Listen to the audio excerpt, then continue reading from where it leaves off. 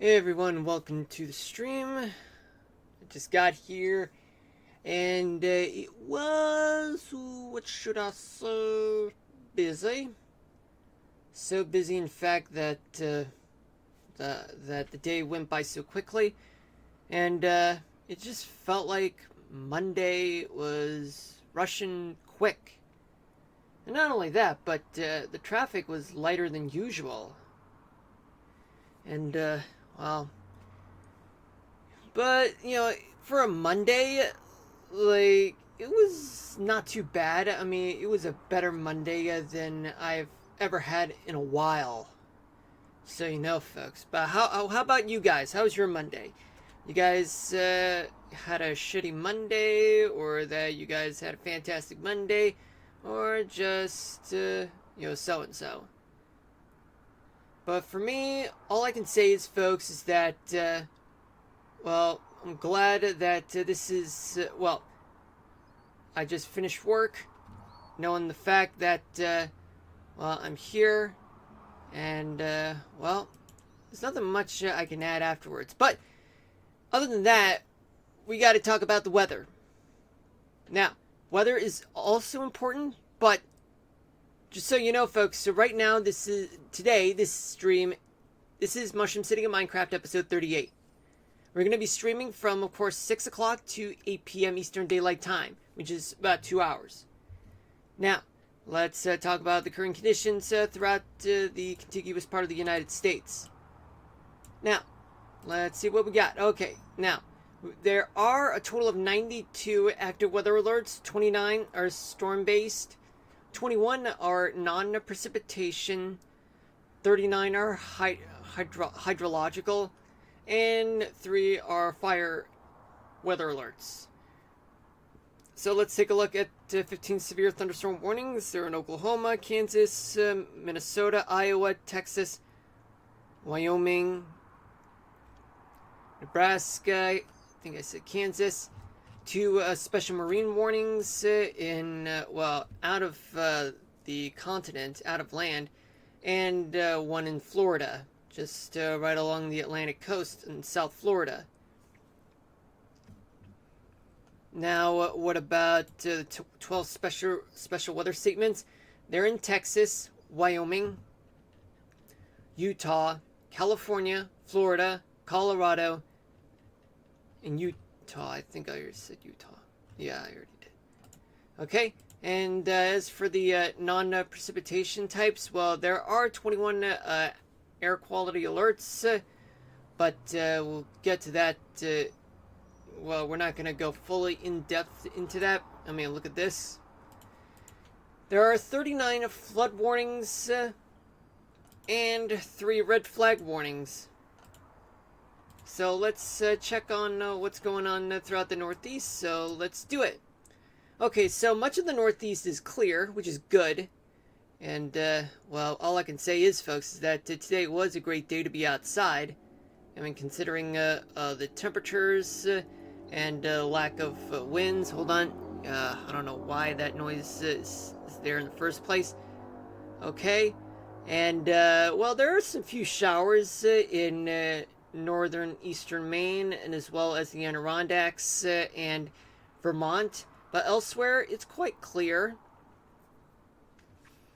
All the way down to the Carolinas, and even Georgia, Alabama, Tennessee, Mississippi, but we'll get to that in a moment.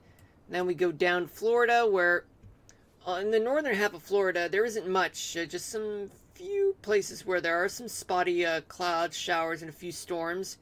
But in South Florida, it's a different story where there are lots, and I mean lots, of thunderstorms. There are some of them maybe strong enough, and in fact, folks, as you can see, there are 2 special marine warnings, 1 in Lake Okeechobee and 1 just off of Key West. Boy, Key West, yeah, I really wish that it would be dry, but not too dry, just dry enough just to enjoy. But you can only get that during the winter months, if you know what I mean, folks. But we'll digress on that. So let's go to southern Mississippi, eastern Louisiana, where there are flood warnings that have been issued, all because of the riverbanks. They are full. Sorry about that. Yeah, the riverbanks are full in those areas, which means the residents there are enduring some really bad like hydrological event, meaning that some areas are flooded. Oh yeah, and let's not forget about plenty of air quality alerts in western South Carolina, where it has to do with some smog that is present there. Or rather, just bad enough to a point where some residents there who have chronic health problems do need to take this very seriously, and also to seek medical help if it gets worse. We got more flood warnings in Arkansas, northern Louisiana, eastern Texas. There are severe thunderstorm warnings in the western side of Texas, the Panhandle included. Lubbock also getting some severe thunderstorm warnings there. In western Oklahoma as well, and not to mention southwestern Kansas. But elsewhere throughout Oklahoma and Kansas, it's quite dry. In Missouri, dry. Kentucky, dry. Basically, the entire West Virginia and Ohio Valley region, they're dry, but they're in western Ohio, in places like Dayton, Ohio. Those places to have air quality alerts could be from the smoke coming from Canada as you go up north, just so you know, folks. But elsewhere, we do have plenty of dry weather to go around in Michigan, Wisconsin. Oh, but no, wait, actually, scratch that. Just on the western edge, northwestern part of Wisconsin, some showers are brewing. But yet, much of the state is under air quality alerts.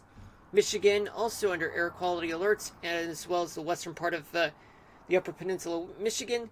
They are under a red flag warning as a result of dry weather and possibly some strong winds that could play a factor, and as well as lack of rains. In Minnesota, there are two severe thunderstorm warnings in the southwestern part of the state. The entire state is under air quality alerts as a result of the Canadian wildfires. Minneapolis is going to get some thunderstorms in a matter of minutes, but yet the northern part of Minnesota, they are getting plenty of rains and thunderstorms there. And it's all because of the stationary front that it's present, and a cold front that is in the Central Plains, going as far south from South Dakota all the way to Nebraska, where there are severe thunderstorm warnings there, along with northwestern Iowa. But on the northern edge of Iowa, there are air quality alerts there due to the Canadian wildfires. And we do have line of showers and a few storms in the Dakotas, from southwestern South Dakota all the way to northeastern North Dakota. And as we move on to the northern Rockies, where there are some spotty showers and a few storms throughout much of Montana. Throughout the eastern border of central Idaho, there are some spotty clouds and showers there, scattered showers. And in Wyoming, the southern and the southeastern part of Wyoming, including Cheyenne, they are under severe thunderstorm warnings and special weather statements there. Yeah, it's causing some storms there, trouble during the commute on the way home for many folks. You go down south towards Colorado, where there are plenty of scattered clouds, showers, and a few storms on the western side. But there are some strong thunderstorms in Colorado Springs and southeastern Colorado.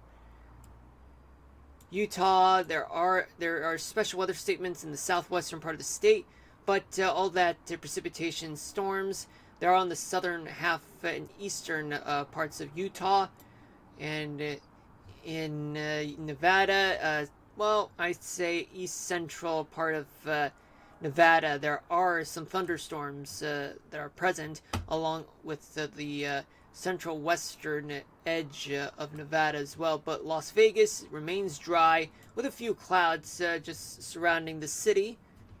Now we go to the desert southwest, where New Mexico does have plenty of thunderstorms from the northwestern part of the state all the way to Albuquerque and Santa Fe, then going down towards Alamogordo. And in Arizona, well, there are plenty of spotty showers and thunderstorms just around Phoenix, Flagstaff, but, well, actually north of Phoenix and Prescott and Flagstaff, and throughout various parts of the Grand Canyon. But Tucson's quite dry. Southern California is very dry. But in the Sierra Nevadas, there are some showers and thunderstorms there in places like the Sequoia National Park, all the way up north towards the Yosemite National Park. Hold on a minute, folks. All the way to Lake Tahoe. But elsewhere, like the Bay Area, it's quite dry, and Northern California is also dry, but they are under red flag warnings because of the dry weather, strong winds, and dead vegetation there. In the Pacific Northwest, it is definitely dry there. Alright, so we'll talk more about, from what I'm hearing about a latest tropical wave. But I forgot to mention that eastern Nebraska is under air quality alerts. Just to get a sense of what I'm talking about right now.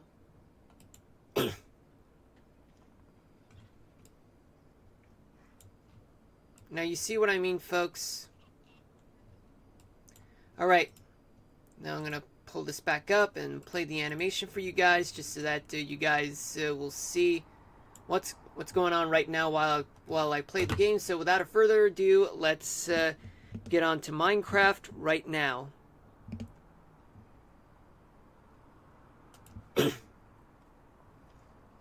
Does barrel rolls? I don't know if that's grammatically correct, but I don't know. What does that mean, though? Okay, so picking up where we left off, I remember that we were done with South 35th Avenue.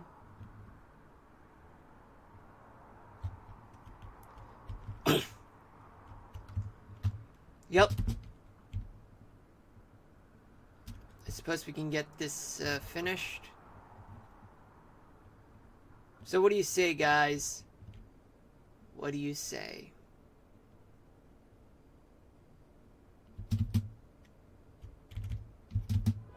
Let's rush through this and see where it'll take us.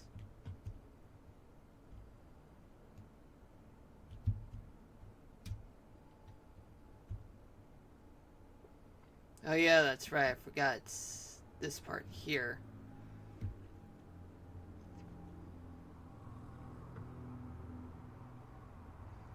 So how are you guys doing today? If you guys were just here.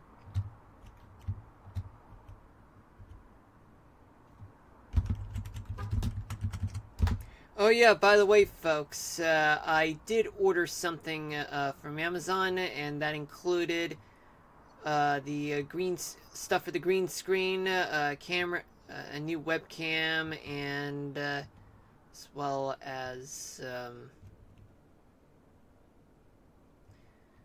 some other stuff. Oh yeah, and some HDMI cables.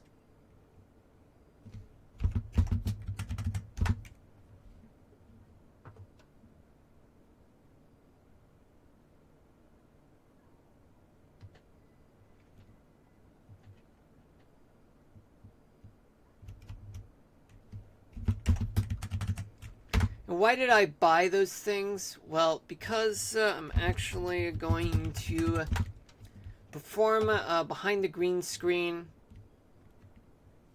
for the stream and possibly for my demo reels. I just started editing some demo reels.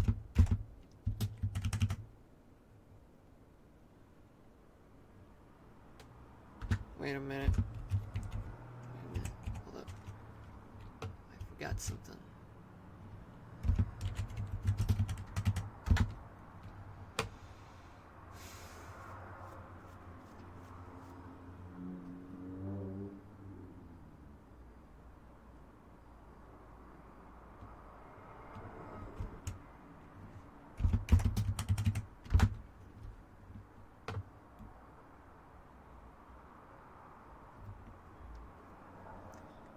All right.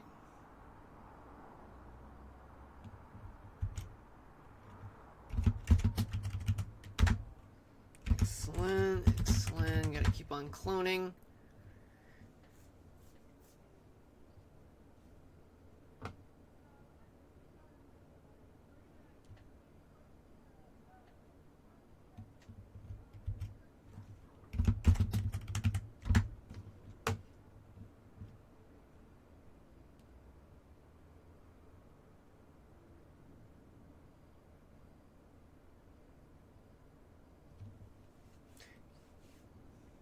All right.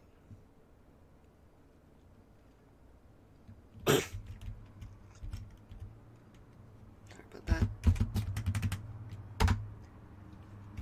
By the way, folks, I don't know if I already said this, but today is the first. Well, yesterday was the first day of the 2025 Atlantic hurricane season. So I got to keep an eye on the tropics. And hope that everyone is prepared, because hurricane season is going to be very relentless this year, as predicted by experts.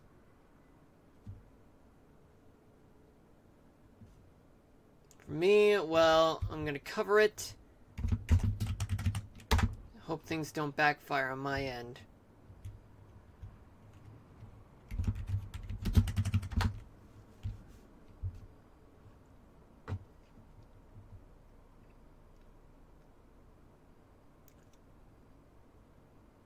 It's almost 70 degrees right now in the city, with just a few clouds,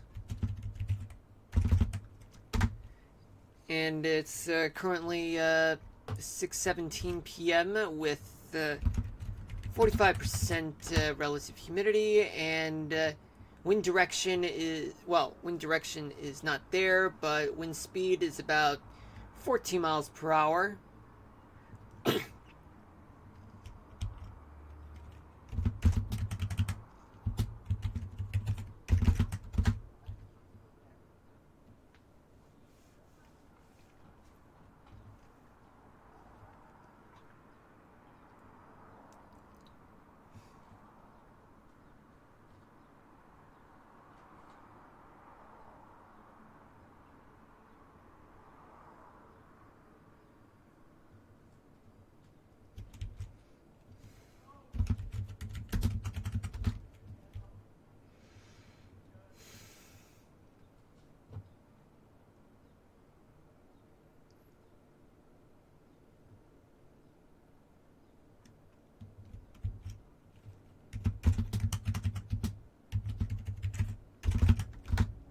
Bingo.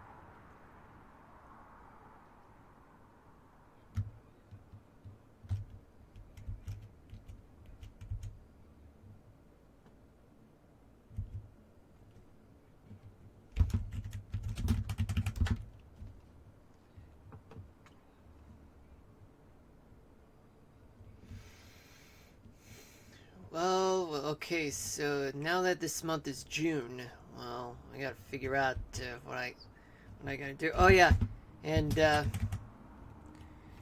yeah, I found out that I'm gonna need to get a new car. I'm not gonna say exactly what it is because even I don't know.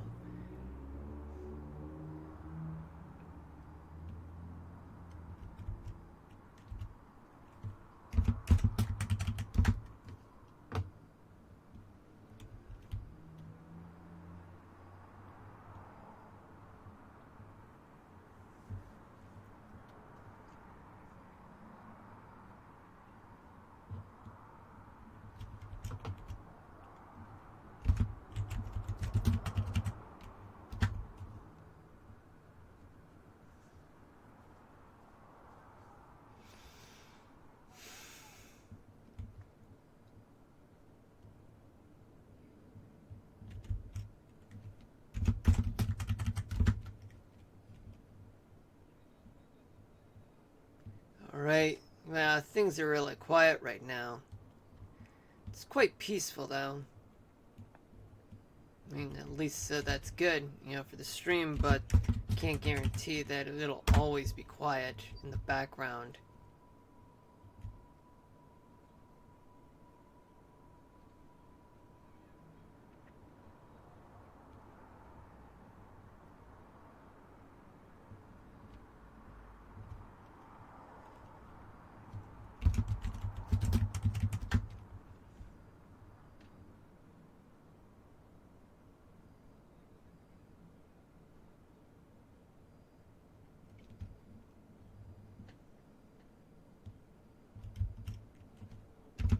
We are getting there, folks. We are getting there.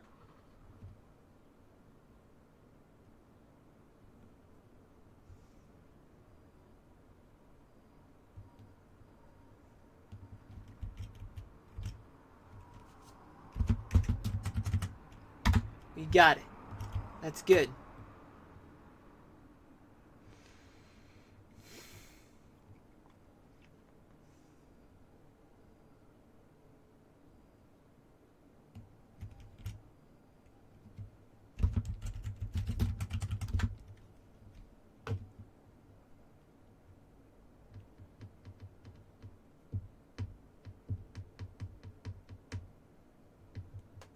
Yeah, I'm just tapping my fingers.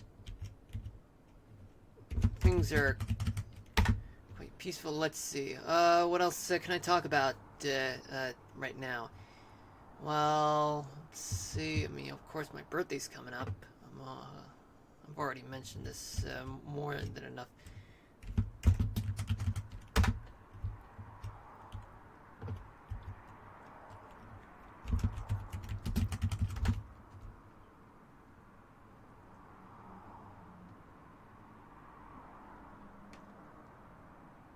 For once in my life, can I be cool?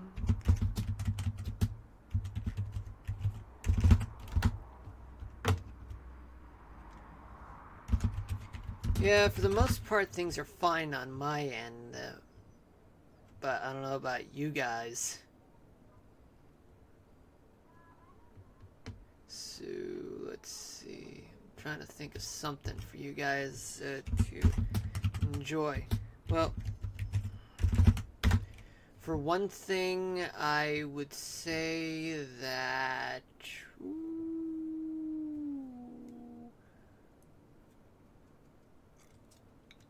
Well, I did say that there's going to be there's a tropical wave that's brewing off the southeast coast. But we'll get to it in about an hour. Right now, just gotta focus on this. Alright? Focusing on expanding the city. That's what we do.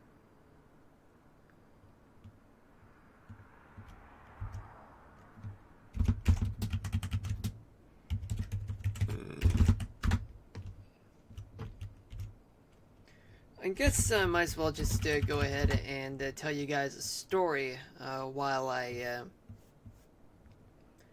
while I'm playing? Well, let's see. Story about Mushroom City. What made me want to build Mushroom City in the first place? Well, let's see. It started off with me and my bro, like back in like 2008 and 2009. We were coming up. Well, we were coming up with a show that was about the Super Mario Brothers and Yoshi at the time. And based on where we live, I mean, I'm not going to go into specific. I mean, I drew a map of our place, a floor plan, actually. And what I did was that we called it the Mushroom Kingdom because, I mean, any. It's just that the map of the Mushroom Kingdom is still not set in stone. It's not a universal thing.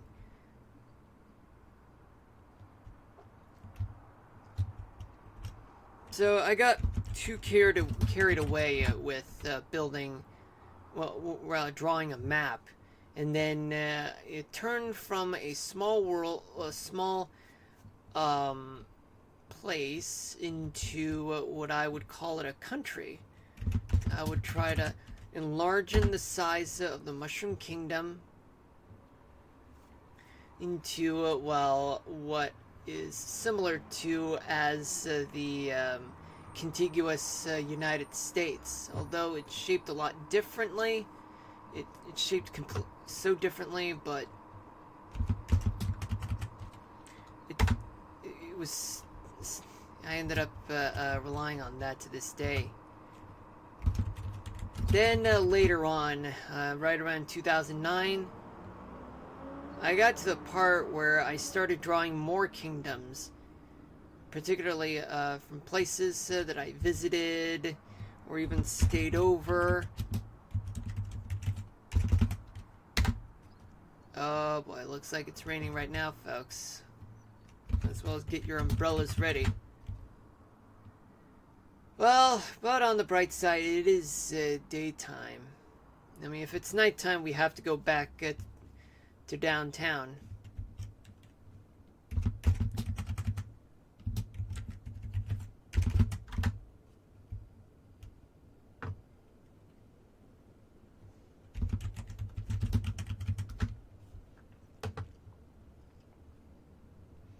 Unless if it's thundering. So if it's thundering, we gotta rush back to City Center Plaza or the hotel, whatever you want to call it.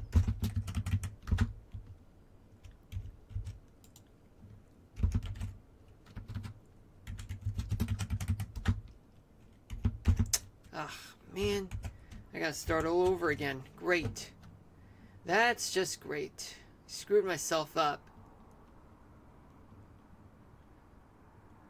And what does this have to do with the Mushroom City? Well, Mushroom City, what I would do is that I would make Mushroom City the capital.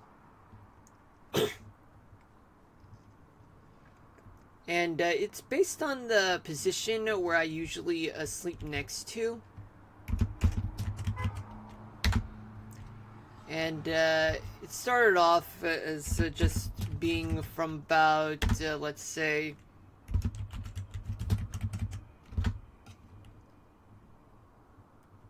about probably, let's see, no, wait, 2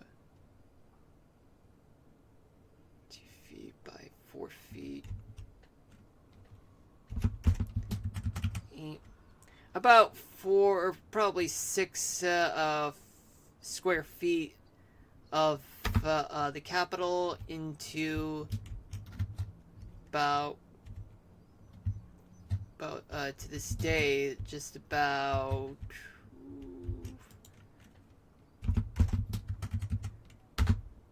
about 240 square miles and growing.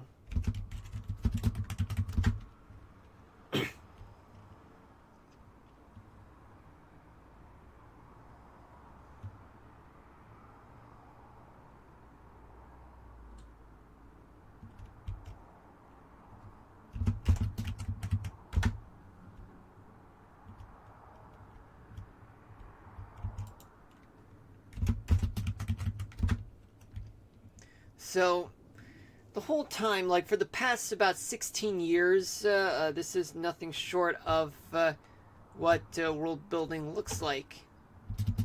I've been investing in this project for a long time, ever since I was in high school.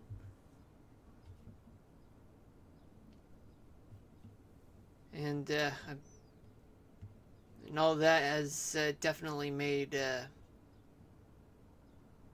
me continue my work to this day, because I feel like as though that I can grow more out of this whole thing. There's so much to learn, and recently I found a community that really enjoys world building so much.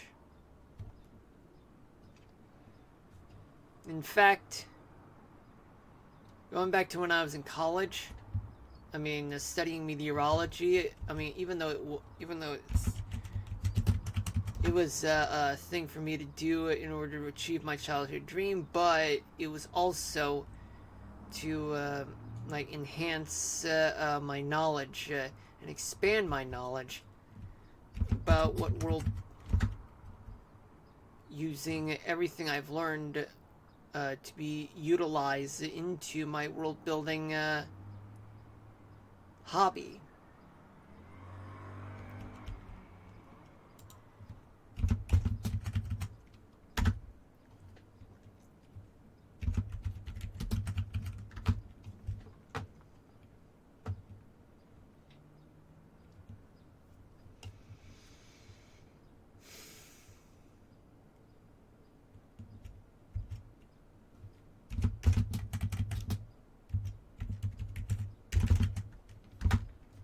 It is 6:31 p.m. Eastern Daylight Time. Welcome to the stream. For those of you just tuning in, my name is Marlon.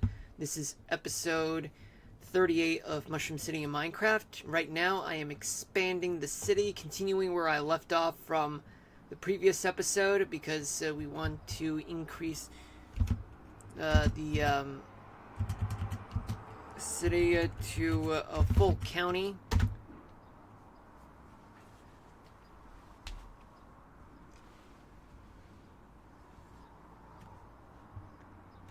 And the reason why Mushroom City is shaped like this, following me drawing a map of the Mushroom Kingdom, it's because I want to make it look a little natural. Have some natural features like rivers, mountains, and turns out Mushroom City happens to be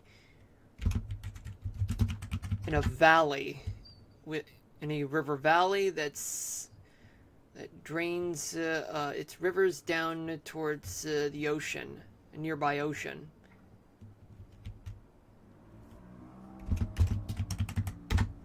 I mean, if you guys are curious about that, I do have a channel called Marlonology, and it's all about world building that I've done so far.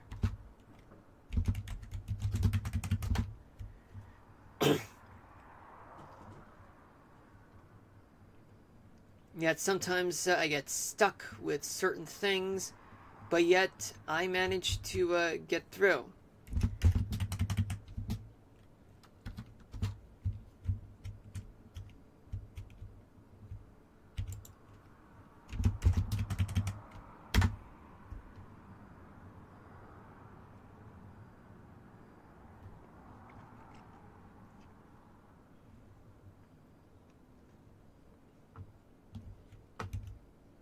I'm going to put S40 here.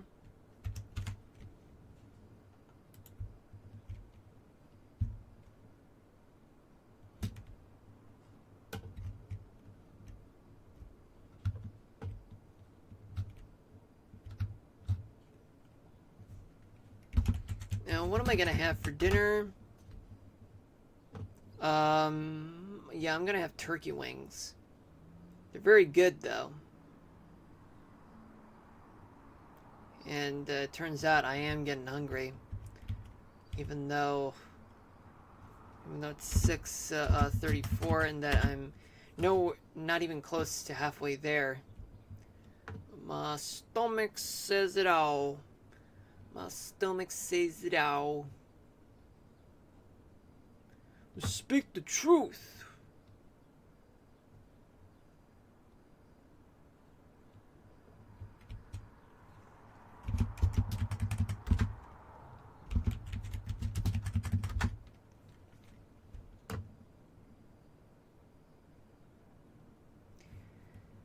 And let's see, I would.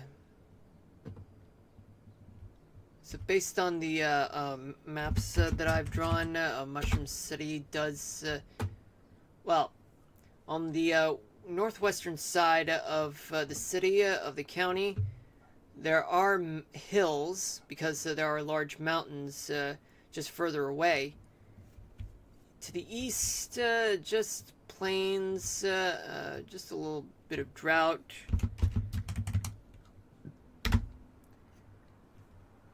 To the south, it's quite soggy, but just a little bit rugged as you leave the city. But not the city, but its outer suburbs.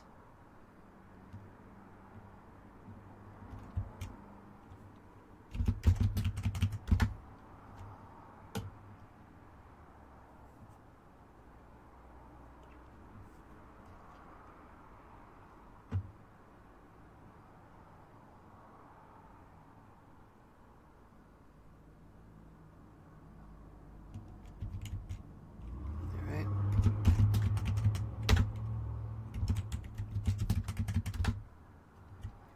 And what about the streets? Well, I actually just thought of it originally. The whole thing started back in 2012 about me building Mushroom City in Minecraft.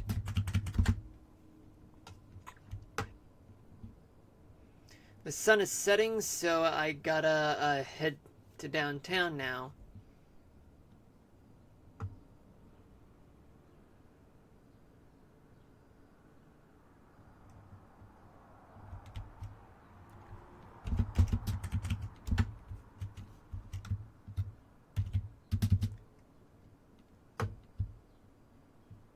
Alright, because the sun is setting, it just means that it's going to be nighttime, which means that it's time for me to hit the hay.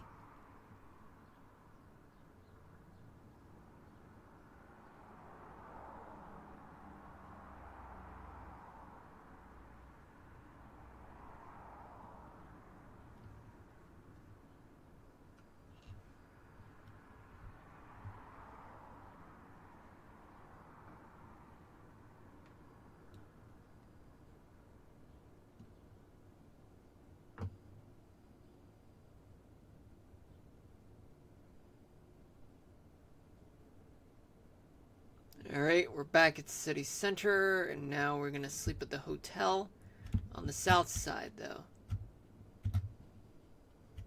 Just gonna sink down. And now let's sleep over.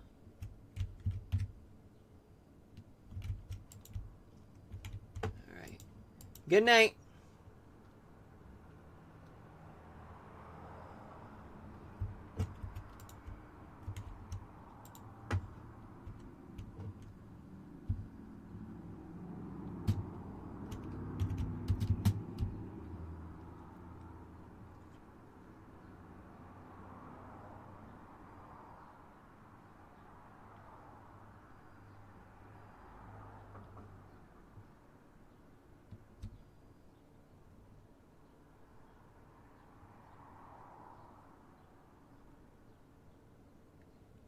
That's 20th. We gotta find 40th.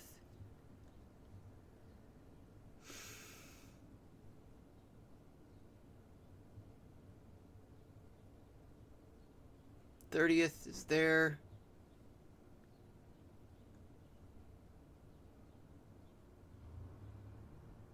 That right there is 40th. Going into 45th, though, which we'll get to it in just a few minutes.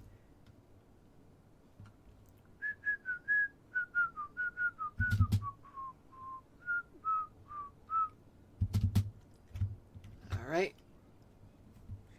Now let's fill this with smooth stone slab.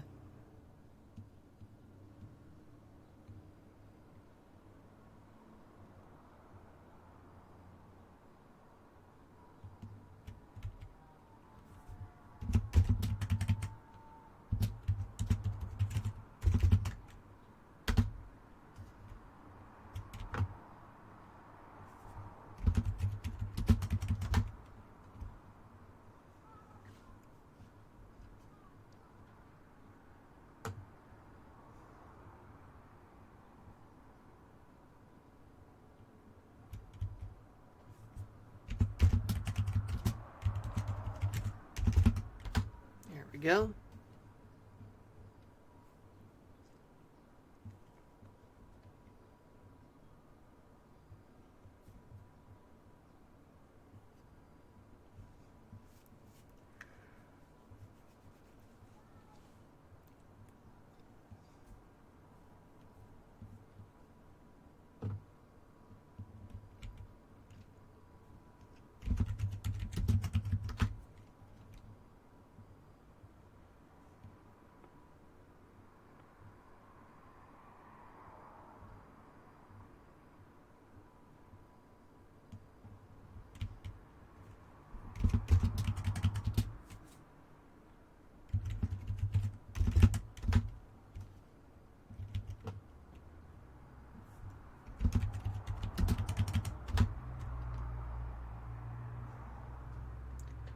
Alright.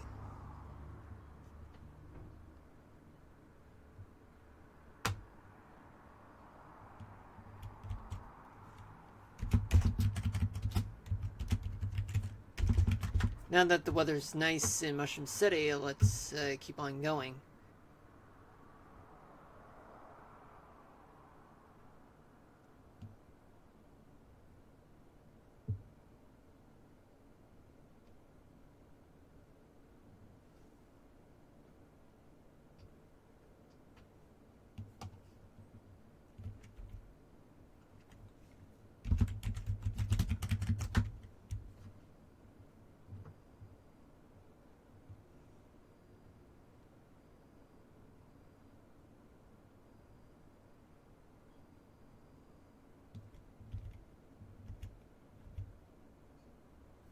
Okay. Nice.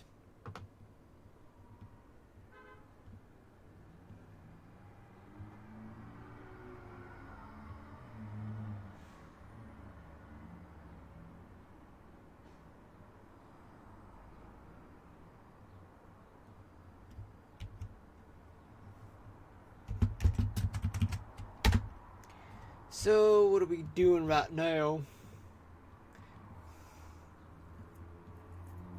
You tell me.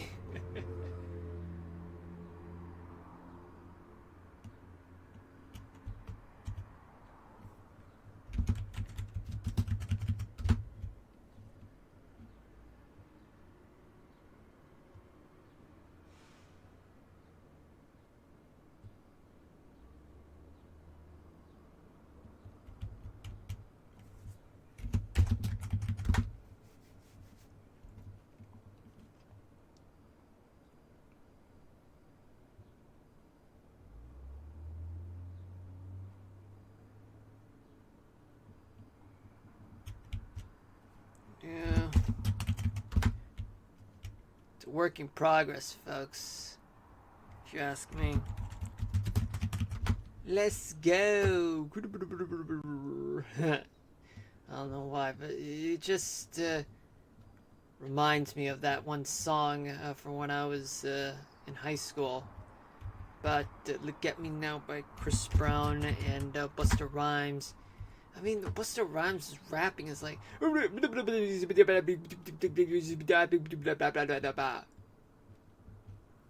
like, damn, dude, he's killing himself through his fast rapping.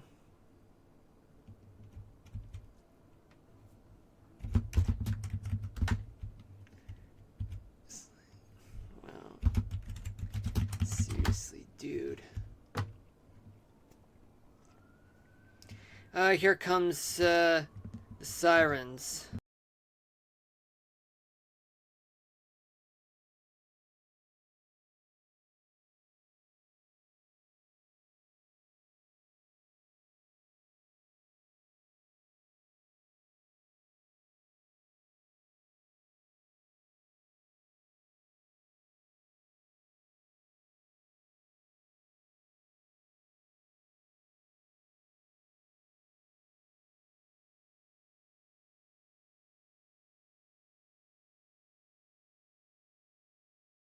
Alright, we're back.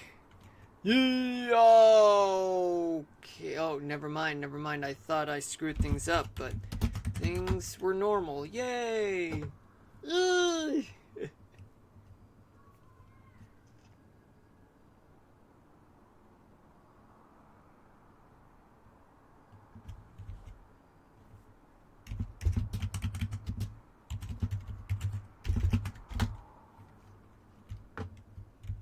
Alright.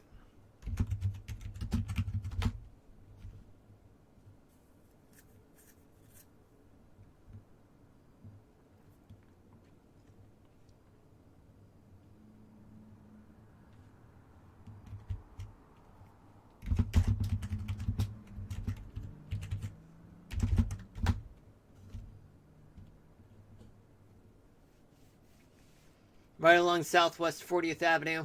That's how we're rolling right now.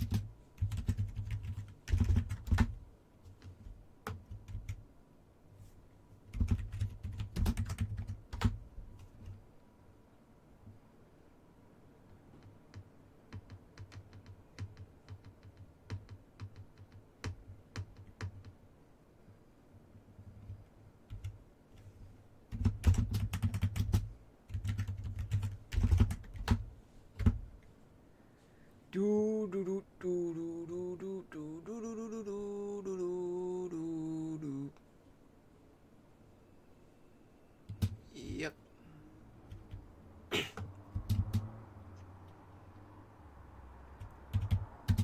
So this is gonna take forever, forever and ever. Yeah.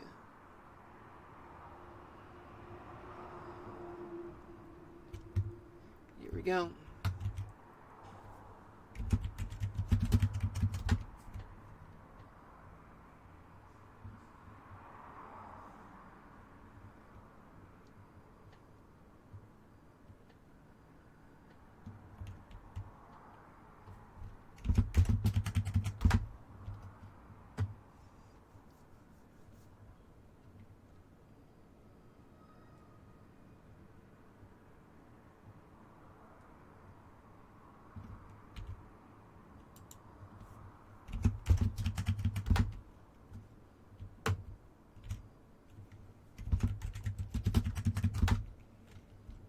Yeah, we're keeping going, folks. Okay, so now this is Southwest 45th Avenue, and the ending is Southwest and Southeast 55th Avenue. That is what borders between Mushroom Kingdom County and South Mushroom County. South Mushroom County is a suburban county just south of the city.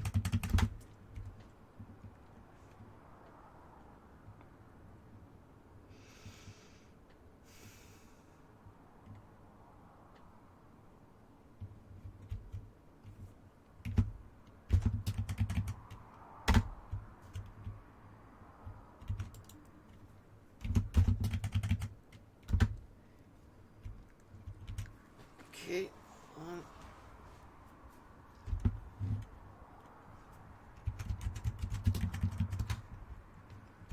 No, when the moment I came in just about an hour ago, it was blazing hot, and now it's freezing cold.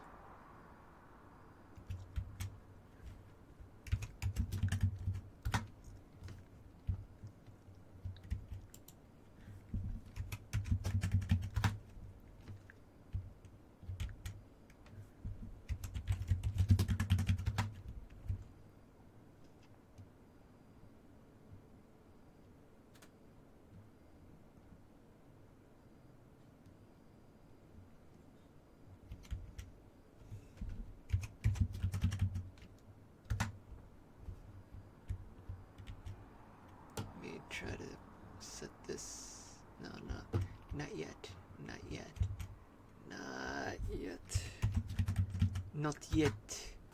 Now we do it. Place this as S45. Alright, let me turn off the AC for a moment. Give me a second.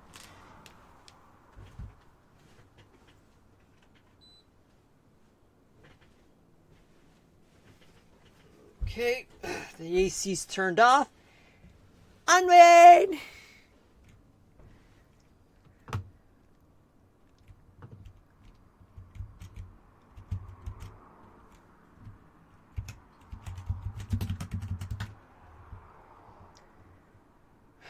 Alright.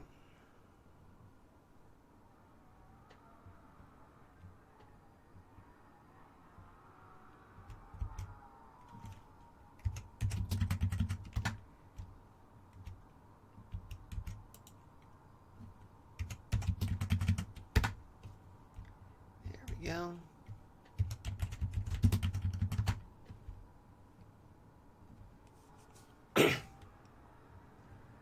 Sorry about that.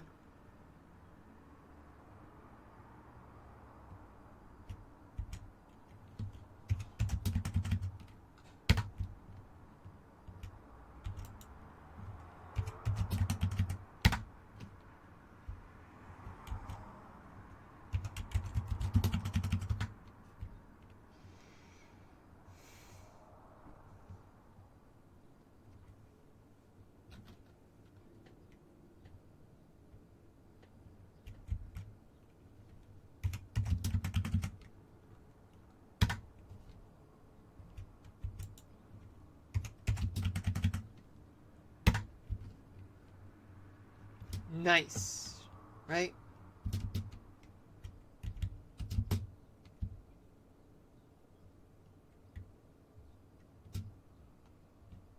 Now where are we going? Okay, so now our next one is from South 45th to South 50th.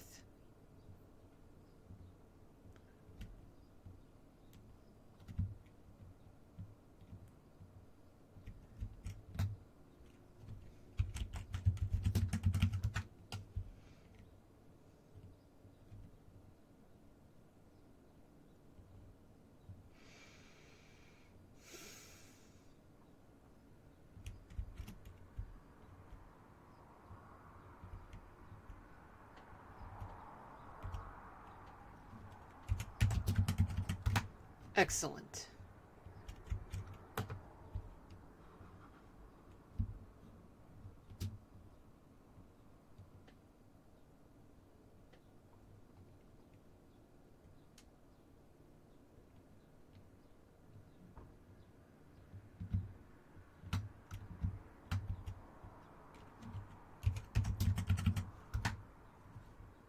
That's good.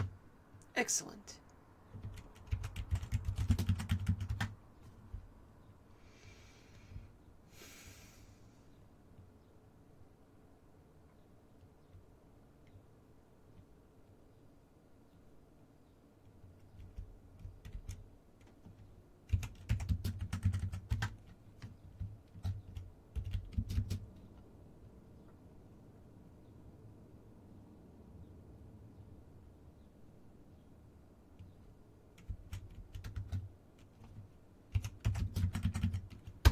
There we go. Having fun when things are coming along.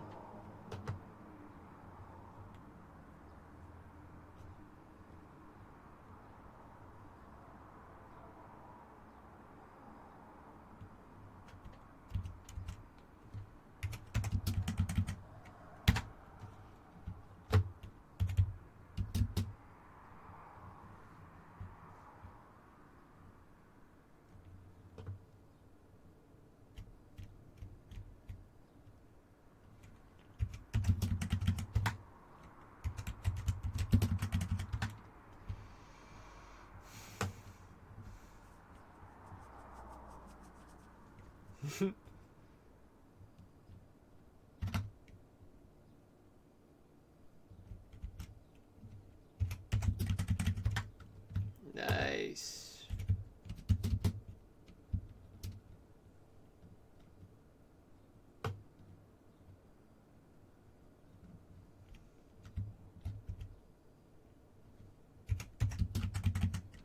Boom.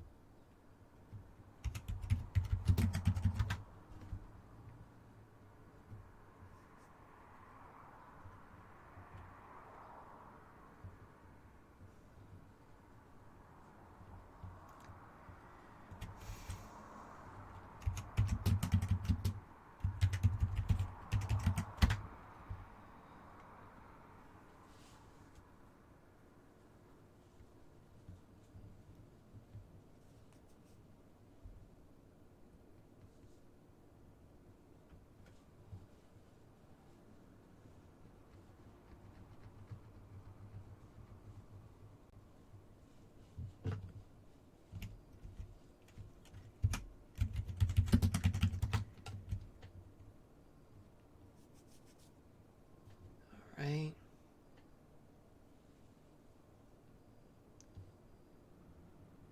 Yeah, so far the chat is quite quiet. I'm so sorry if the silence bothers you all.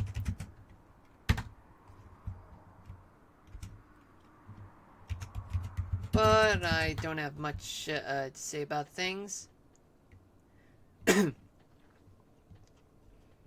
weather in the city, in Mushroom City, has been nice. No rains yet.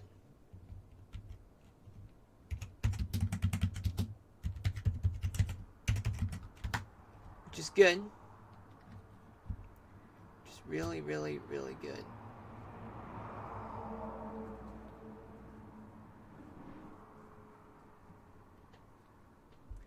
Look at those 5 pigs that are there. Oh, 6, 7, 8.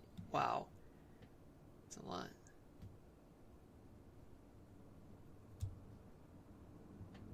And I can see 55th right now, folks.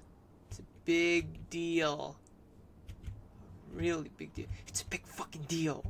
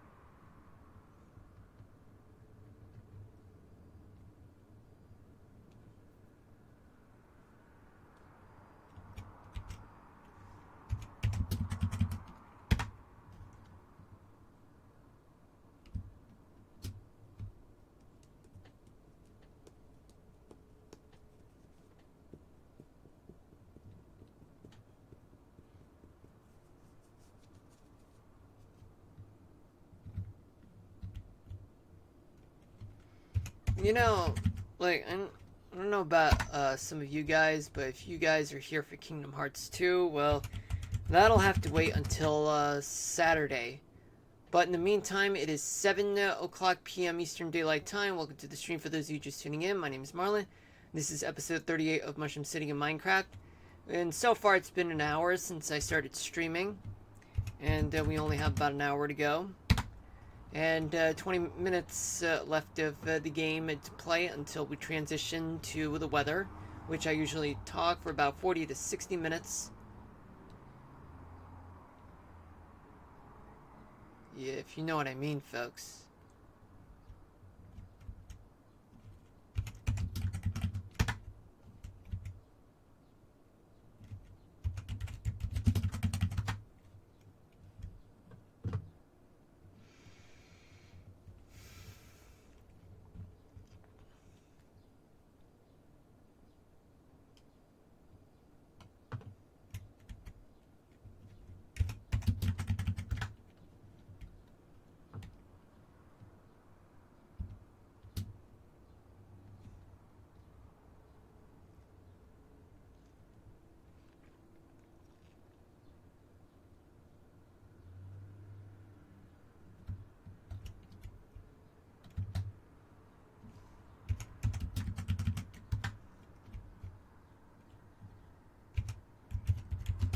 Let's fill this up right now.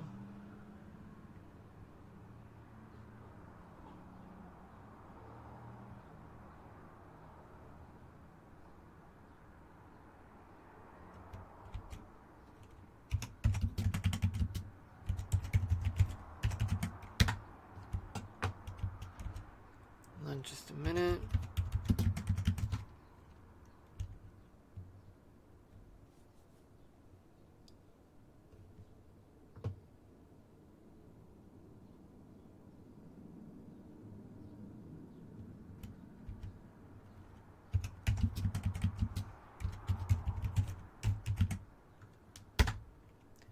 Alright, now we advance forward.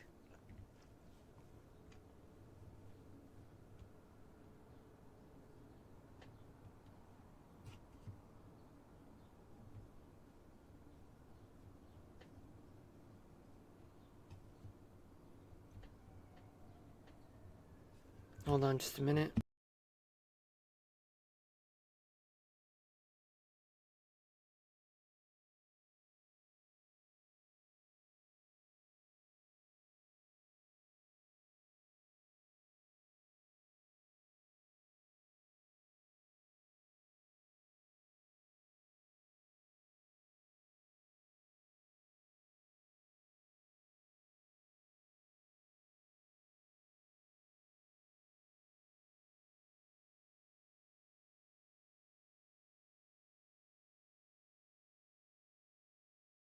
Alright, I'm back.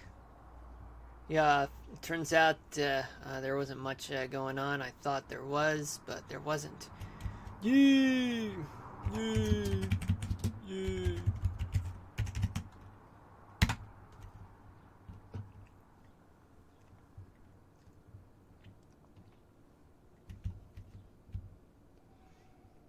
No, I spoke too soon, unfortunately.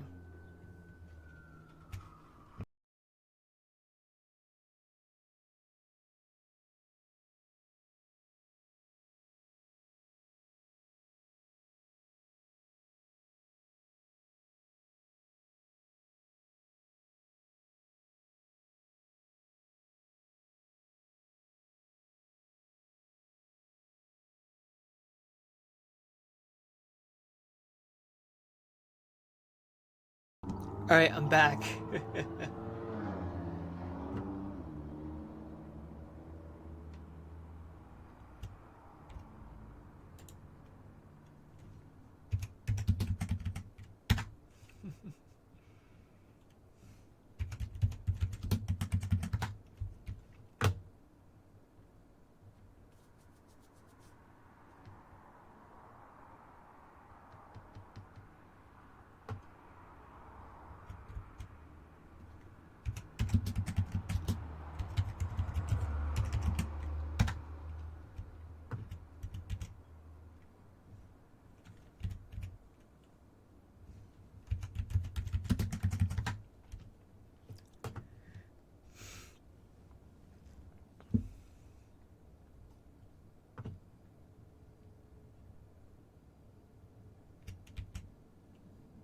Alright.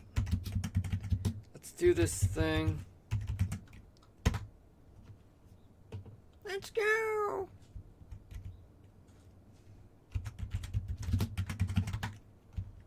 Gotta keep on gluing right now. Cloning, I mean.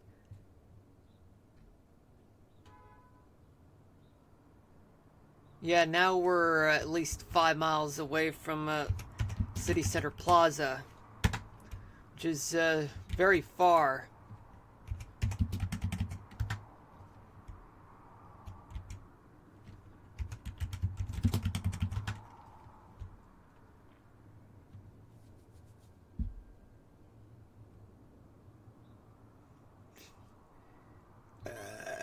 Sorry about that, folks.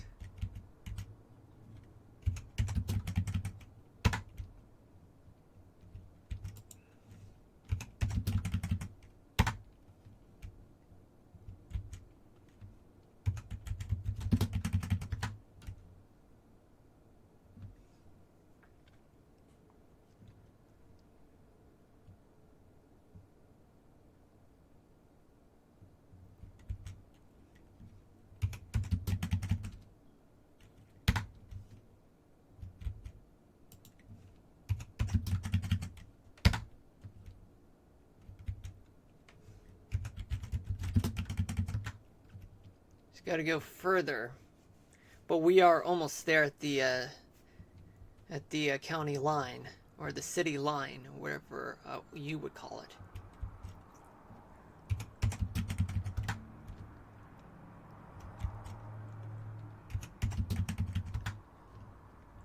it. Okay, South S50. Okay. Oh yeah, and rain is here, and we are at Mushroom Road, so let's just make our way towards City Center Plaza right now.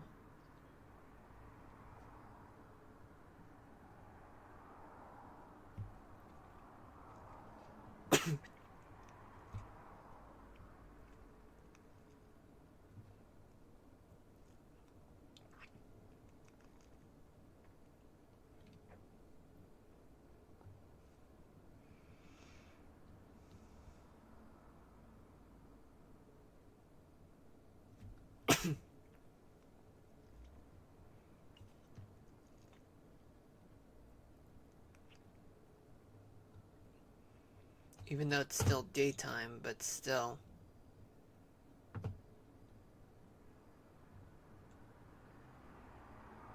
Okay, City Center Plaza is just straight ahead.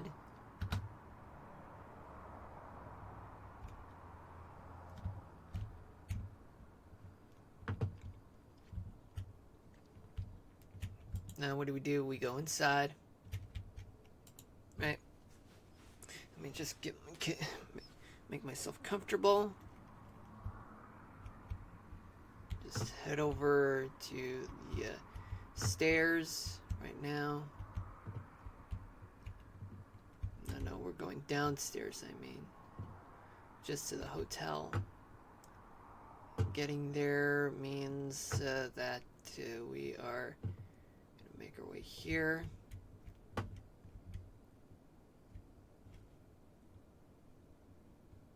Then make our way towards here. Here. Okay, so let's take the express right now.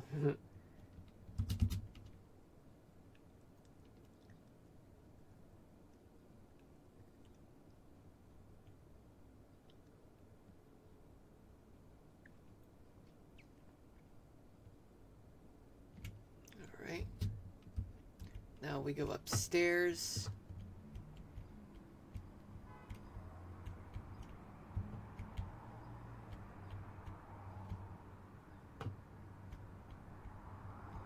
Thought I felt an earthquake in the game.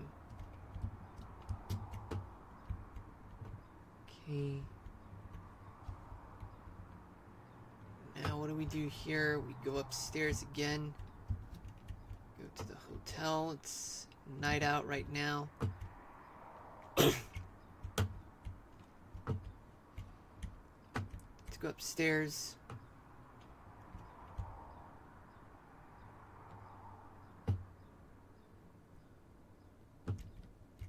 And check into the hotel right now. Let's go to sleep right now.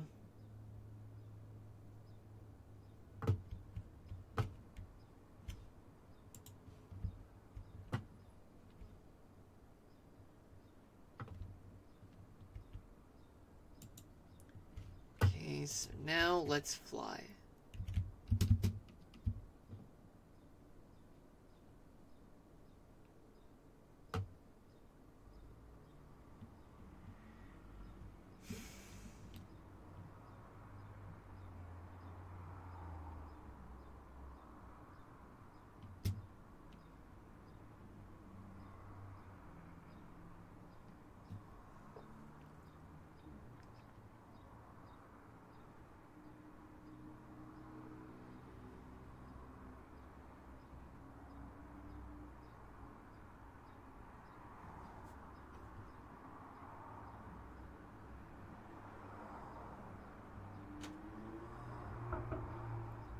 Now let's continue where we left off.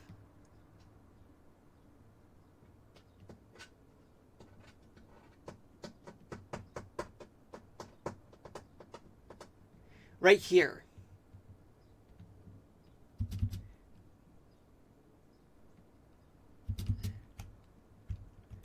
Okay, now let's get this over with right now.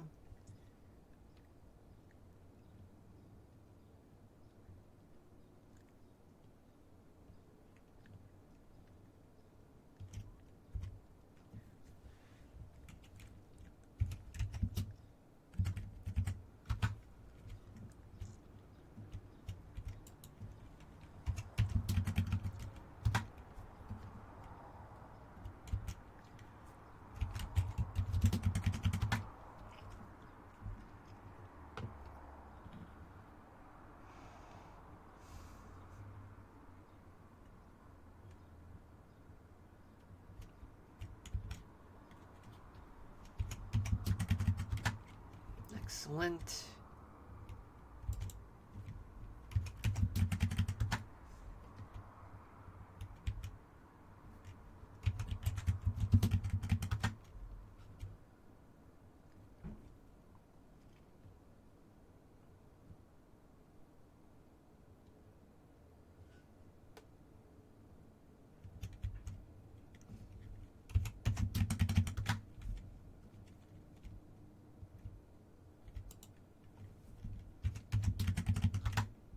Excellent. Now what?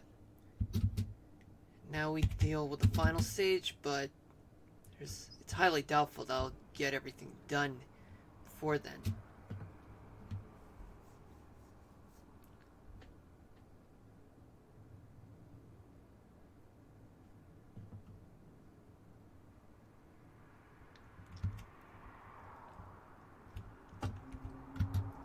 Okay, so this is where we're at right now.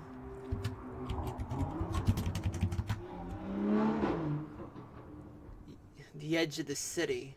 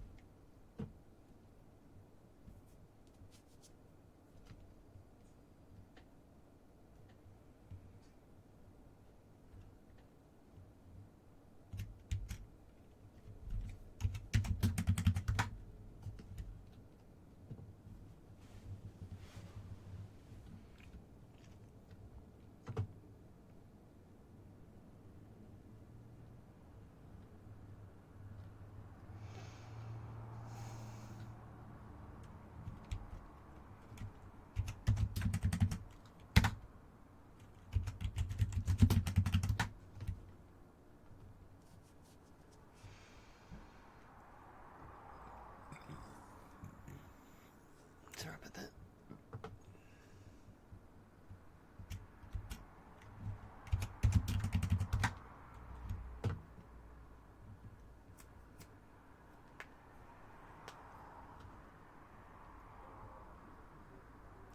Yeah, I thought I hear a background noise, but luckily it's not loud enough. Or that's enough, whatever. Sorry about that.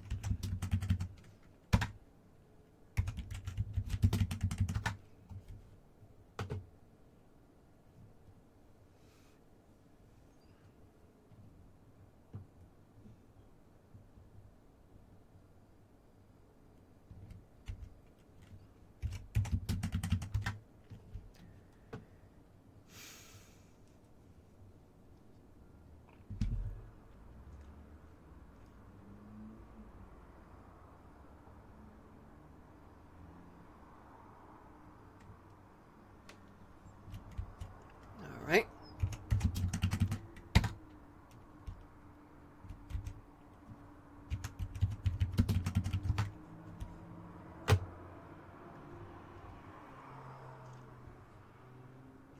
Yeah, we're gonna fill up.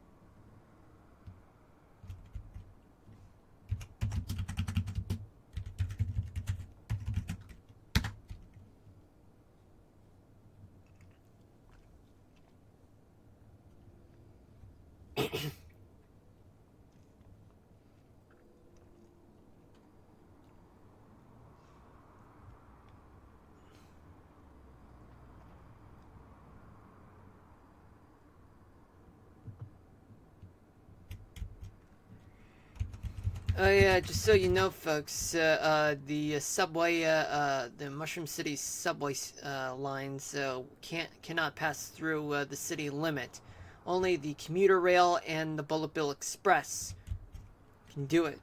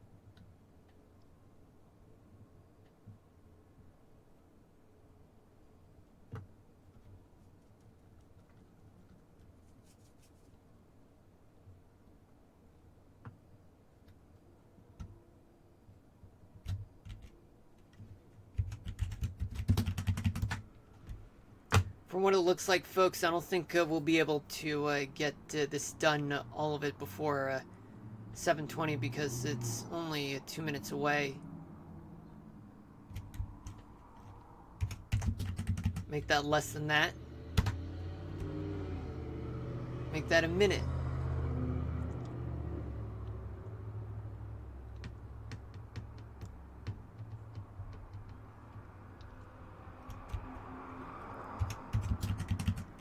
Boom.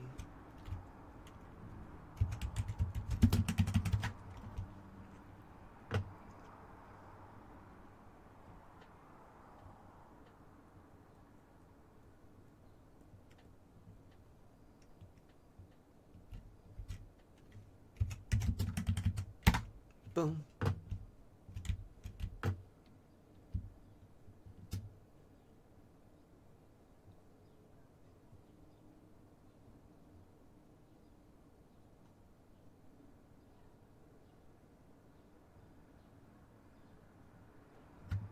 Okay, it is 7:20, which means that I have to leave it here.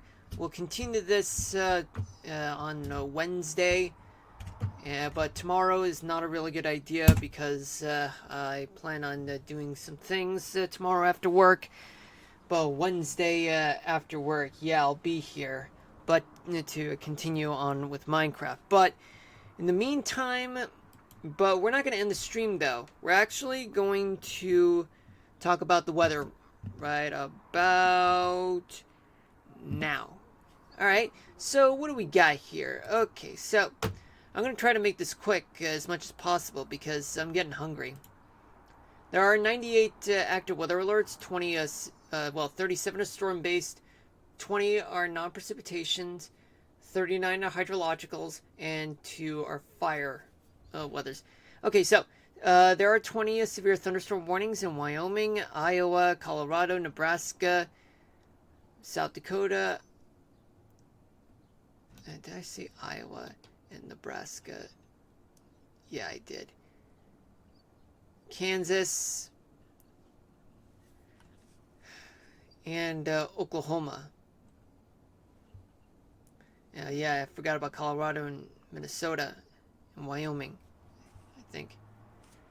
There are 3 flash flood warnings in New Mexico, Wyoming, and Nebraska. 1 special marine warning somewhere just outside of the contiguous United States, and 13 special weather statements in Nebraska, California, Colorado, Texas, Oklahoma, and Minnesota.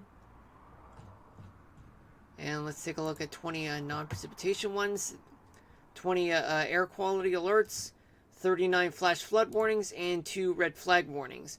So let's forget about those and focus more on what's going on in places like the Northeast, where it's mostly calm, where there's only just, well, let me just pause the radar. We only got about just tiny bits of areas of clouds in Maine.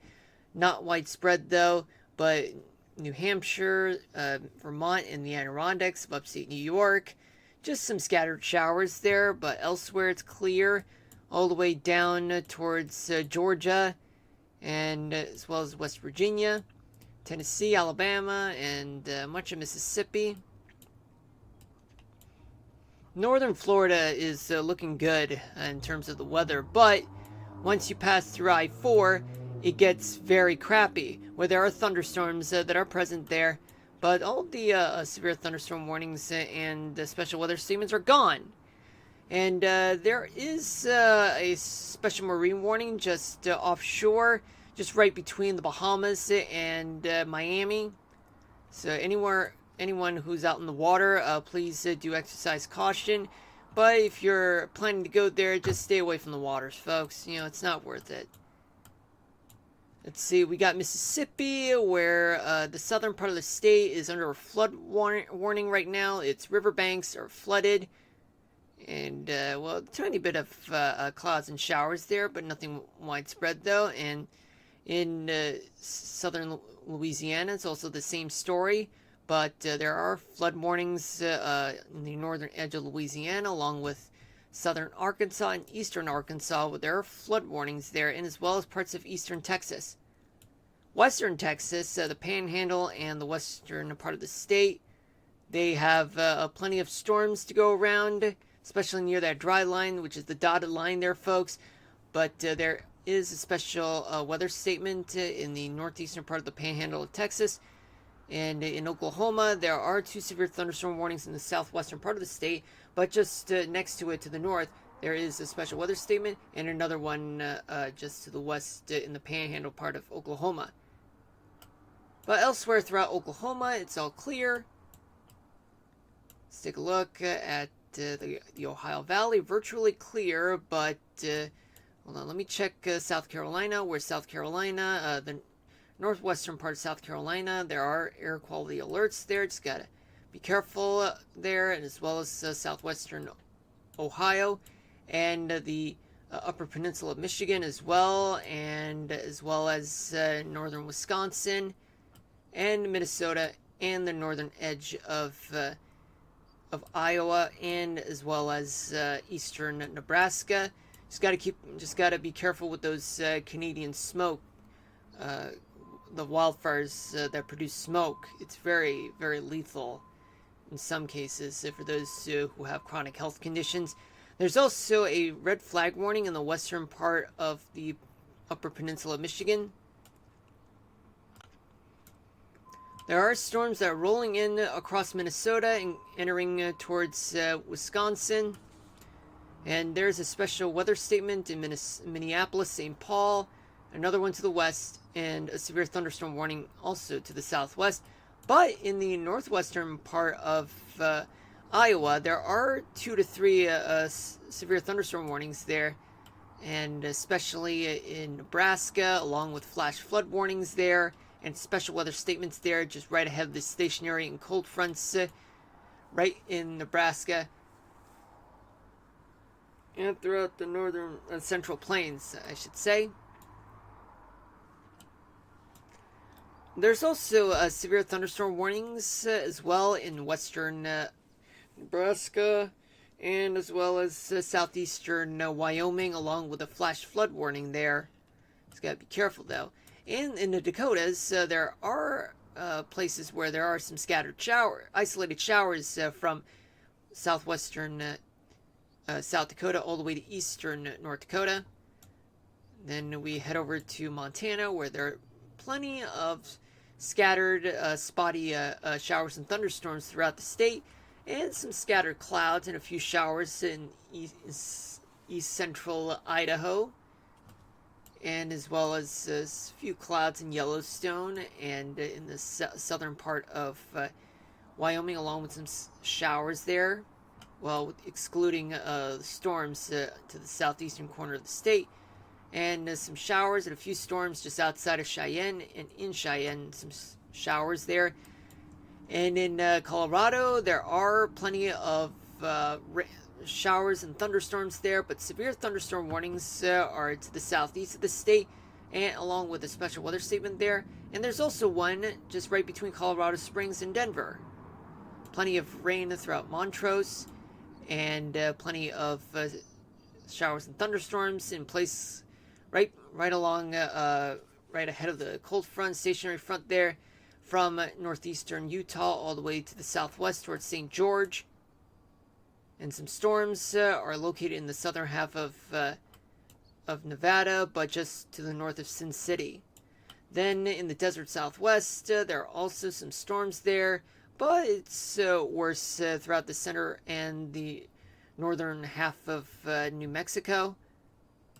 In Arizona, plenty of scattered showers and thunderstorms near Flagstaff, near Prescott, and in the northwestern and northeastern parts of Arizona as well. Spotty showers just right between Phoenix and Arizona, but it's nothing too worse there. In California, it's quite dry in the southern part of the state, but in the central part of the state, particularly in the Sierra Nevadas, there are plenty of storms. And in the northern part of the state, you have dry conditions. It's also dry enough in which red flag warnings are issued throughout places like Chico and Redding, and Marysville too. Then you go up north towards the Pacific Northwest, where it's mostly dry, but there's just some scattered clouds and showers in the northwestern part of Washington State, but just north of Seattle though. Alright, and now let's focus on our attention towards what's going on. Just give it a minute, folks. Okay, good. Refresh the page. Okay, so what do we got in the Northeast? So in the Northeast, mostly calm, but in places like the New York City area, just winds of up to 20 miles per hour, especially in the Thousand Island region of upstate New York. Let's see, throughout the coastal parts of the Northeast, winds are actually somewhat paralleling the East Coast, all the way up north towards Maine. And inland winds are actually generally coming from the west. But temperature-wise, they're in the 40s to upper 50s. Well, upper 40s to upper 50s in Maine. 50s, upper 50s to upper. Same story in Vermont and New Hampshire. Southern New England, Massachusetts, Rhode Island, and Connecticut. Temperatures are in the 50s to low 60s. Upstate New York, temperatures are in the 50s to low 60s there. The New York City tri-state area, you have temperatures that are in the mid-50s to low 60s there. Then we move on towards the southern part of New Jersey, along with the Delmarva Peninsula, in which temperatures are in the mid 60s. Pennsylvania, temperatures are in the 50s to mid 60s there. The western half of Maryland, anywhere just west of the Chesapeake Bay area in Maryland, plus the Washington, D.C. area, temperatures are in the 60s. West Virginia, upper 60s, upper 50s to upper 60s. And Virginia, temperatures are also in the 60s. But winds are very light and variable in both West Virginia and Virginia, though. And in Maryland, winds are from the southwest, especially in the Delmarva Peninsula. And you go down south towards the Carolinas, where actually the winds are heading towards the Outer Banks, but in the Outer Banks, winds are actually stronger with up to 30 miles an hour in some areas. And in South Carolina and the southern part of North Carolina along the coast, winds are blowing towards land. But in the interior parts of the Carolinas, winds are very light and variable, with temperatures that are in the 70s. In Georgia, the coastal part of, in southern Georgia, winds are actually, some parts coming from South Carolina, but the coastal part, they got a strong sea breeze of up to 20 miles an hour. But in southwestern Georgia, winds are generally moving towards the southwest, but are still light and variable, but very light and variable in northern Georgia, with temperatures in the 70s to low 80s. Florida, as you can see in Florida, northern Florida, they do have convergence from the Big Bend area, where winds are coming from the Gulf. They're light and variable, but winds are stronger, of up to 20 miles per hour, coming from Jacksonville. Southern Florida, you have light and variable winds there, and as well as the Panhandle of Florida. Temperature-wise, they're in the 70s to low 80s there. You go up to Tennessee, where in the eastern half of the state, it's quite light and variable, but in western Tennessee, winds are actually moving towards just slightly to the north. But you know what? I'm just going to say light and variable for the most part, with temperatures in the 70s to mid 80s in Tennessee, Alabama, Mississippi. You do have winds that are the southern, from what it looks like, winds are actually light and variable there throughout most of the state, with temperatures in the 70s to mid 80s there. Arkansas, winds are actually stronger, moving up to 25 to 30 miles per hour in some areas, with winds coming from the southeast, with temperatures in the 80s. Louisiana, also in the 80s, with winds also coming from the southeast.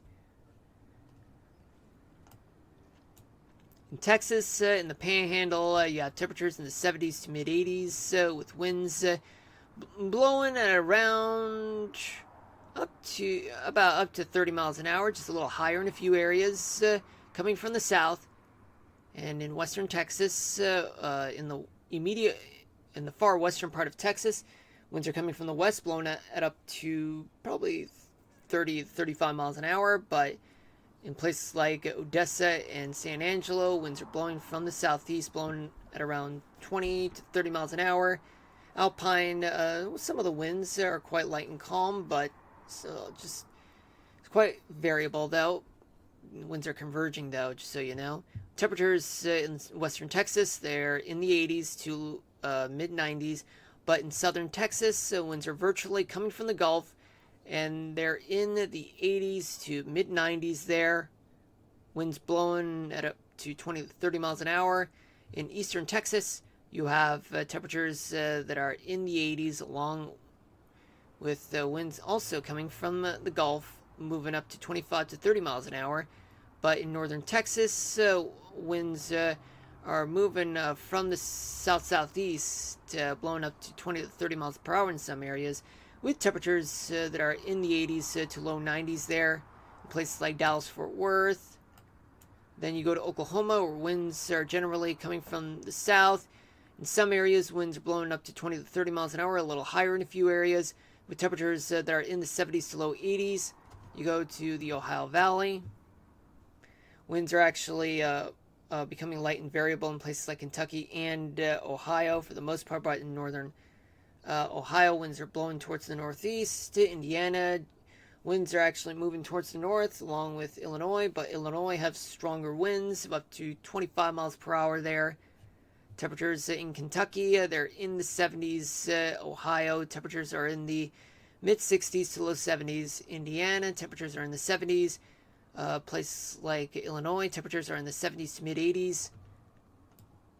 Let's go to Michigan, where winds are generally, winds in Wisconsin and Michigan are generally blowing from the south, and winds are stronger in both Wisconsin and the Upper Peninsula of Michigan, blowing up to 20 to 30 miles an hour in a few areas, some areas, I should say.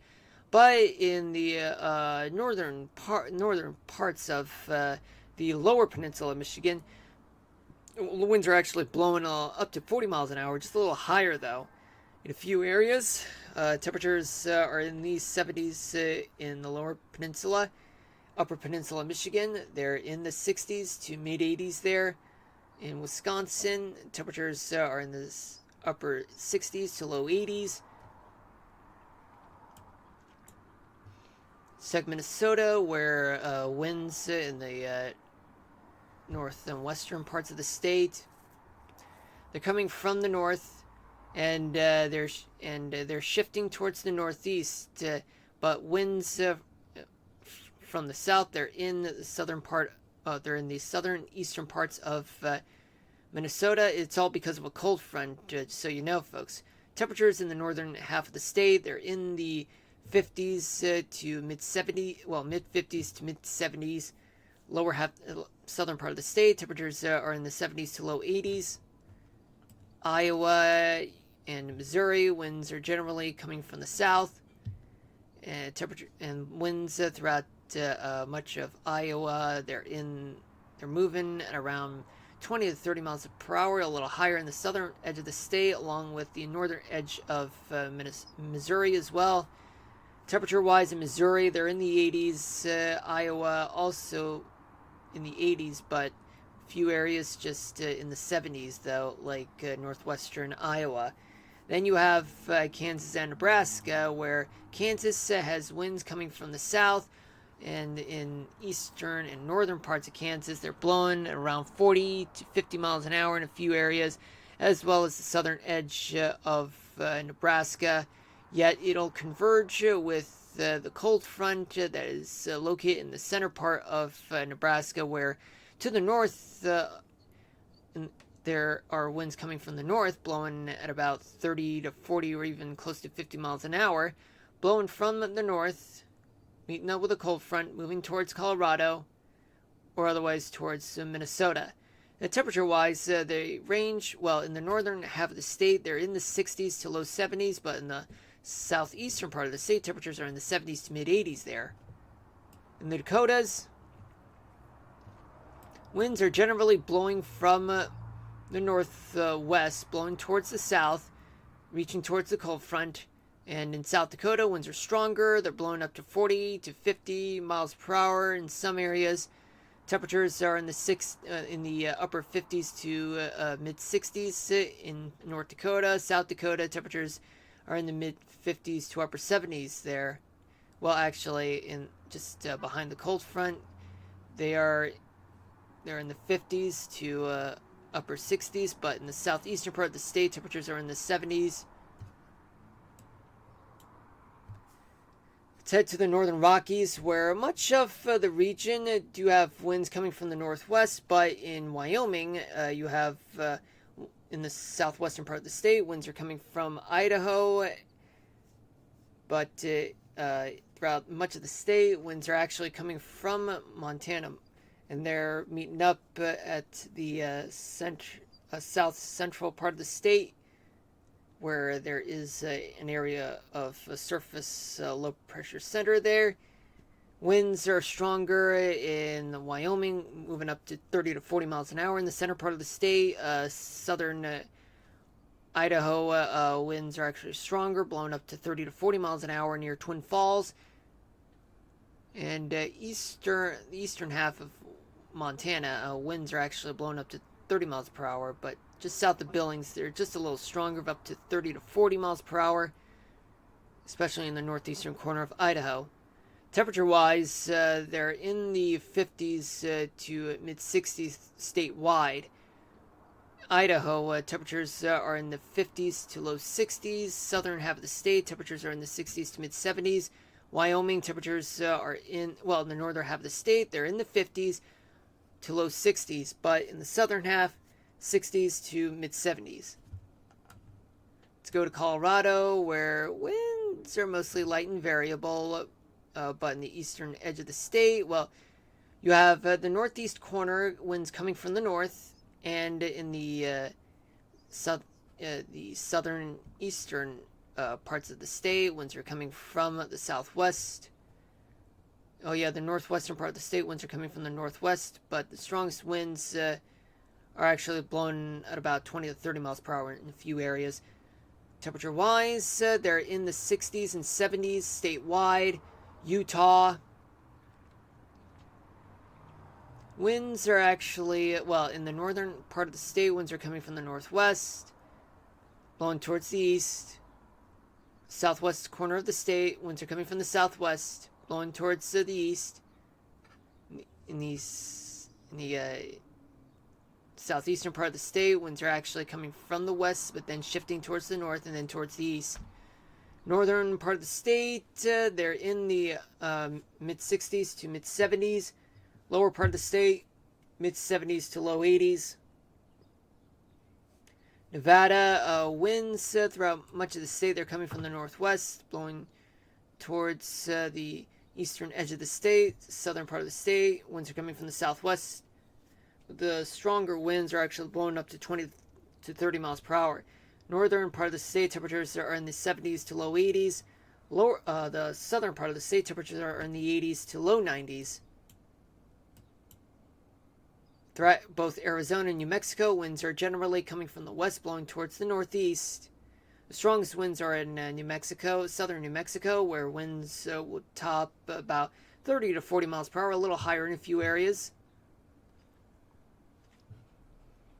Temperature-wise, in the northern half of the state, they are in the 60s to low 70s. Southern part of the state, temperatures are in the 70s to mid-80s. Arizona,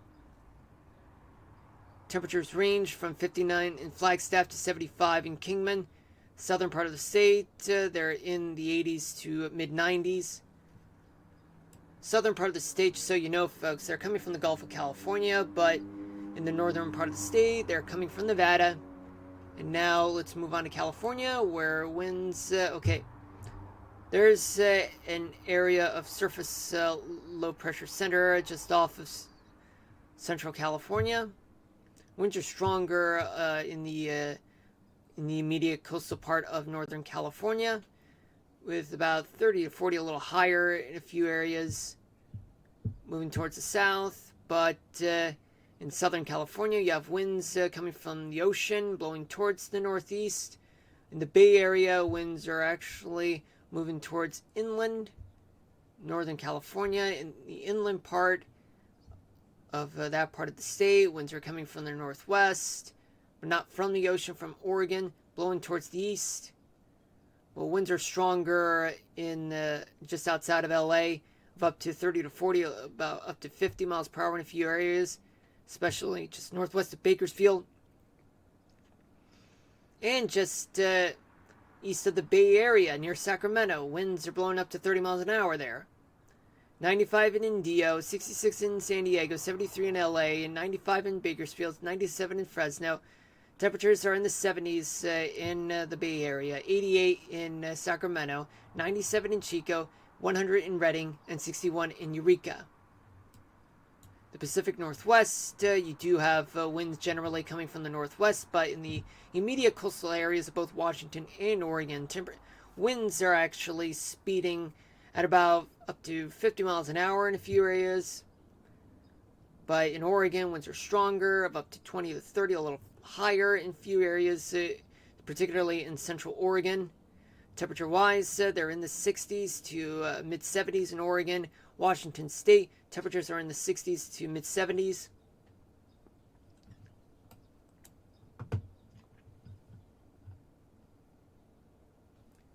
Now, what about gusts? Talk briefly about gusts. So, There's a little bit of gusts in the Adirondacks, center part of New England, but not much though. But it gets worse in the northern plains, so where some areas do have stronger winds, moving up to about 60 miles an hour, a little higher in a few areas, especially in the southern plains like Kansas and Oklahoma, and southern Nebraska and the desert southwest might have some 60-mile-per-hour winds in a few areas, and just higher gusts in southern Oregon, southwestern Oregon, and northwestern California of up to 80 miles an hour, a little higher in a few areas. Now let's talk about humidity, where humidity, well, there's plenty of humidity, just not much, but just some in coastal Maine, but it's not enough to produce just, a good amount of storms. But in not much is going on throughout the country, though, as a result of the wildfires. But there's plenty of humidity throughout central Nebraska and southeastern South Dakota all the way to Minnesota, and as well as the southern plains and southwestern Colorado and South Florida too. They're getting plenty of moisture. Humidity, I mean. Rainfall accumulation, so let's see the estimates. Well, widespread rainfall throughout the central and southern plains, with some estimates would be about 4 to 6 inches in a few areas. Otherwise, it's up to 2 inches. In Texas, about 6 to 8 in just one area of Texas. That's just an estimate, folks. It's not exact. And South Florida, there are some rainfall estimates that are up to 4 inches, or probably most likely 2 inches. But again, those are estimates. Consult with the National Weather Service for more accurate data. That's just my estimate. Now let's talk about the jet stream, the setup for upper level weather. So what do we got? Okay, so we got a trough that's located in the northeast, and there's an upper level low just sitting off of the panhandle of Florida, and as well as central part of just off of central California, a trough just over the desert southwest, and another one in the central part of Canada. I mean, so in other words, there's wet weather to go around throughout the Great Plains, parts of the desert southwest. Now, what about going forward? In 24 hours from now, which is Tuesday night, it's going to be a ridge that's going to be over the mid-Atlantic. And I think there's another one just sitting over Florida. And a little trough just over Alabama. And there's going to be a big trough just over the Great Plains and the Canadian Plains too. And there's going to be a trough just off of California, Baja California, which means that there could be wet weather that could occur throughout the parts of the desert southwest, and as well as the Mississippi Valley and the Great Lakes region, and even just located in the southern part of Georgia, northern Florida. Yet severe weather could happen in southern Texas, in northern Texas, I mean. Now let's go to Wednesday night. So by Wednesday night, well, all I can say is, folks, is that there is a small ridge it's gonna happen just over the northeast, and just a tiny lopsided trough over the southern Appalachian Mountains, and a ridge over Texas, and a trough over California, and as well as a flat trough just over the northern plains, which means that there could be some wet weather throughout the Great Lakes and parts of the Mississippi Valley, Great Plains, and even the western Texas. But time will tell, folks. We'll check more later on as we advance through the stream. So Thursday, and finally Thursday night, well, not much I can say about it, folks, but there is a ridge just sitting over the Gulf, a little trough over Georgia, and a little ridge just off of the southeast. And what about,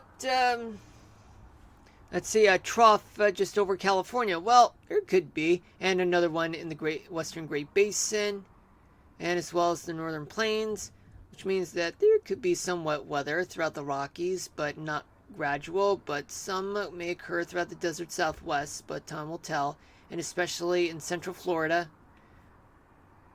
But before we move on back to return to Radar Omega, let's take a look at what's going to happen in the next few days, given that there's a tropical wave that could be in the making in the next few days. So let's see.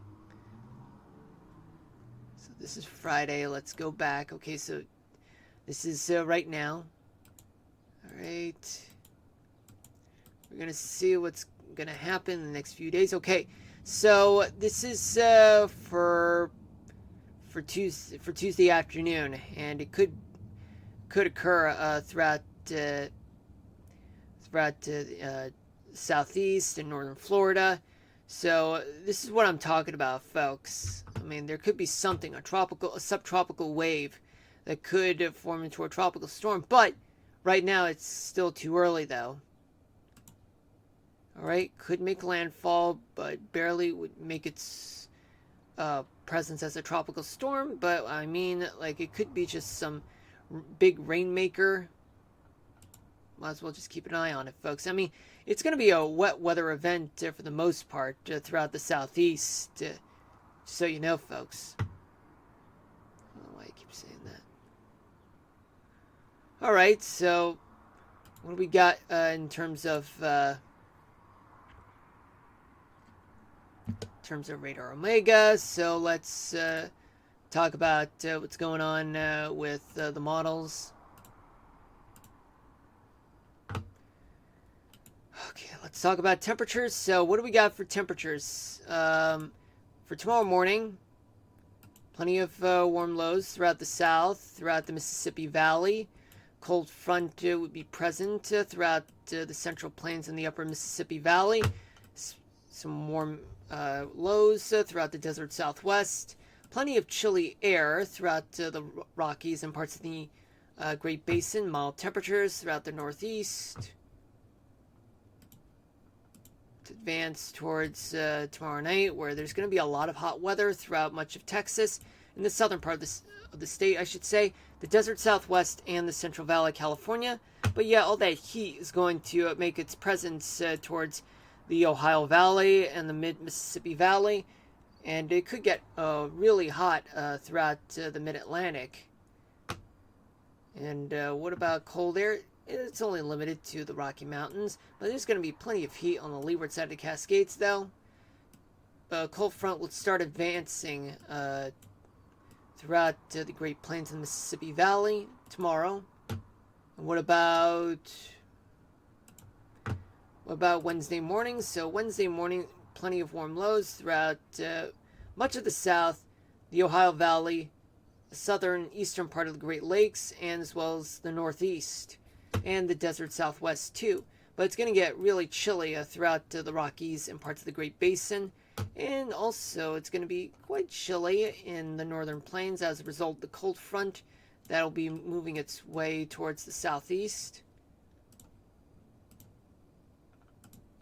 So what about heat waves throughout Wednesday night? So there's going to be one in southern Texas, desert Southwest, and much of California.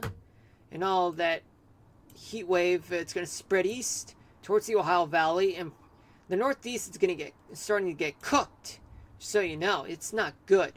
But yet, it's all because of this cold front that's causing plenty of heat and moisture, which we'll get to in a moment, to be heavily concentrated just ahead of the cold front, But yet, there's still going to be warm weather throughout the northern plains and plenty of heat throughout the leeward side of the Cascades and parts of the Great Basin.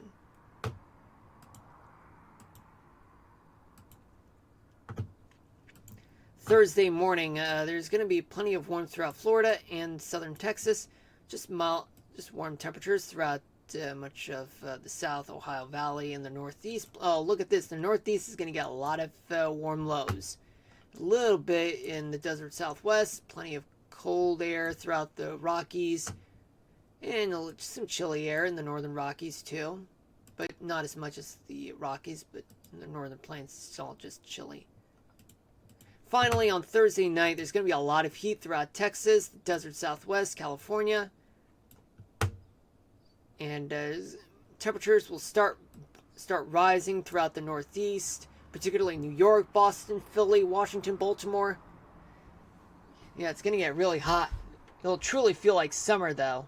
I mean, given that it's June, but there's going to be plenty of heat, just a good amount of heat throughout Florida and the lower Mississippi Valley. But cold front will definitely make its presence Thursday night through the interior Northeast. And just chilly weather throughout the western plains and the Rocky Mountains. Now let's talk about moisture. So what do we got? So tomorrow morning there's going to be a lot of moisture that starts moving up towards the Mississippi Valley. And it's all because the cold front that's bringing in dry air throughout the northern Rockies. And moisture would start hanging around throughout the desert Southwest and would make its presence throughout the Northeast. As we move towards tomorrow night, there's going to be a lot of moisture left over throughout the South, the mid-Mississippi Valley, Great Lakes region, the Ohio Valley, and the Mid-Atlantic. And the humidity starts going up in the Northeast, but less humidity will be a factor in the desert Southwest, but it's going to get bone dry throughout the interior West, but yet still moist throughout the West Coast.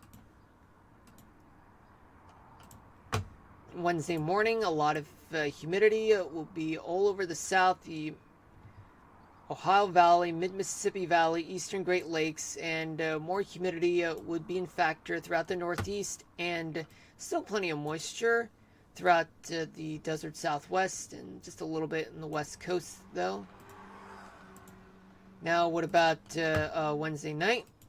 Wednesday night, a lot of humidity to go around throughout the South, the Ohio Valley, and the mid-Mississippi Valley. They're all going up.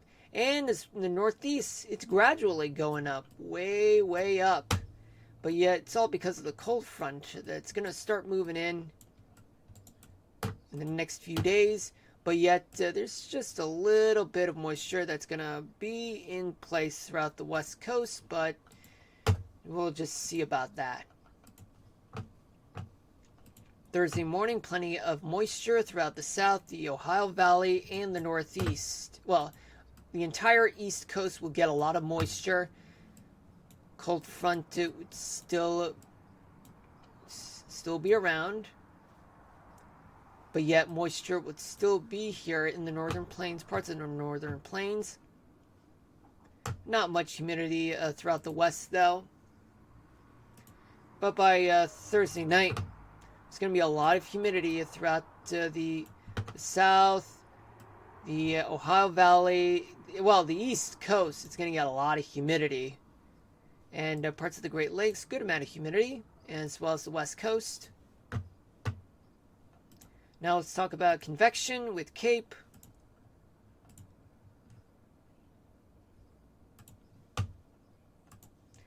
So there's going to be a lot of convection throughout the southern plains, Texas, Gulf Coast, and even parts of the Great Basin too for tomorrow morning, but by tomorrow night. Convection will be heavily concentrated in central and somewhat western Texas, but western Texas is actually going to be dry though. But there is going to be a good amount of convection throughout the desert Southwest, a lot of convection in the mid-Mississippi Valley and the Ohio Valley, and as well as the rest of the South. Now, what about Wednesday morning. So Wednesday morning, only the Gulf Coast and southern Texas, they're going to get some convection, as well as parts of the desert southwest, though. And now, what about Wednesday night? So by Wednesday night, a lot of convection in South Florida. A lot of just a little bit less, but still a lot of convection throughout places from Texas all the way to the interior northeast, and some convection throughout some parts of the desert southwest, Great Basin, and the southern plains, and as well as the northern plains, the Rocky Mountains. I don't know if I already said that. I'm just trying to correct myself, trying to remember, exactly what I said, but I'm pretty sure you guys may get the point. Anyway, on Thursday morning, there's going to be a lot of convection throughout South Florida, but regardless, a good amount of convection will be all over the south and parts of the northeast, and a little bit in the Ohio Valley and parts of the Great Basin. Finally, by Thursday night, there's going to be a lot of convection throughout not only the south, even though the southern plains will get a lot of convection, though, as well as South Florida, but the Ohio Valley as well, and the interior northeast. So better buckle up with some wet weather that's going to be in play for Thursday night. But there's going to be a good amount of convection throughout the parts of the Great Basin and the Rocky Mountains. Precipitation, let's go to it.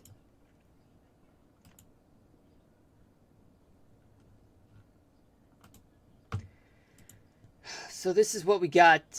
We have plenty of wet weather, thunderstorms in Florida, Texas, Great Plains. They're going to get a lot of thunderstorms all the way up to the western Great Lakes region, but the Rocky Mountains, some areas might get snow. And in the coastal part of California, just some stray showers in the immediate coastal parts, I should say. Tomorrow night, it's going to be a lot of wet weather to go around in Florida and parts of Georgia. And severe thunderstorms, severe weather will be in play throughout places as far as south as Texas, all the way to the Great Lakes. And the desert southwest will get some thunderstorms and even some showers in maybe a few areas, some snow showers in the Rockies. And parts of California will get some stray showers.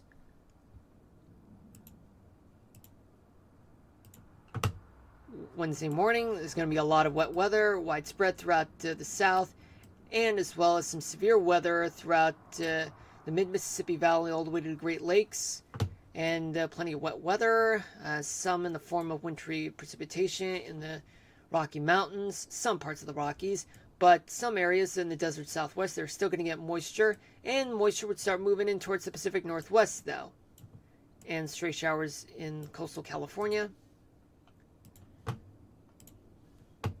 Wednesday night, there's going to be a lot of wet weather throughout the southeast, all because of the low pressure system, this tropical wave that's going to occur in the next few days. But elsewhere in Texas and the lower Mississippi Valley, there are some storms, but there's going to be some severe weather as far north as the Great Lakes, going through the Ohio Valley. The northern plains will get some storms too. Desert southwest, southern Rockies, so we'll get some thunderstorms, a few severe weather though. But in the northern Rockies, just a few showers and a few snow showers, especially in the Sierra Nevadas and even some parts of the Cascades too. What about Thursday morning? So by Thursday morning, it's going to be a lot of precipitation widespread throughout the south, plus the southern plains. Much of the Rockies will get plenty of wet weather, but a few areas may get some wintry precipitation, particularly in Wyoming. Plenty of wet weather to go around throughout the Ohio Valley, southern Great Lakes region, and even parts of the interior northeast, though. Mid-Atlantic will get a lot of wet weather as a result of the tropical wave. Tropical disturbance, but we'll see about that once we now are in for talking about Thursday night. So by Thursday night, a lot of wet weather throughout the southeast, the Mississippi Valley, the Great Plains, the Rockies, and parts of the desert southwest and parts of the Great Basin. We'll get plenty of storms, and the storms will start moving in towards the northeast. And finally, let's talk about wintry precipitation. So if there is any snow, so let's see what we got. So it's going to be up to 18 inches of snow in western Wyoming, maybe up to 8 inches, up to a foot of snow in north central Wyoming. A few traceable amounts of snow throughout a few places in Montana, but only up to 3 to 6 inches of snow in a few areas. And before we get to the weather topic of the day, let's see what we got in terms of satellites. Well, actually, let's see what we got. Yeah, I don't know if we... See, oh, hold on, let me mute the mic, folks.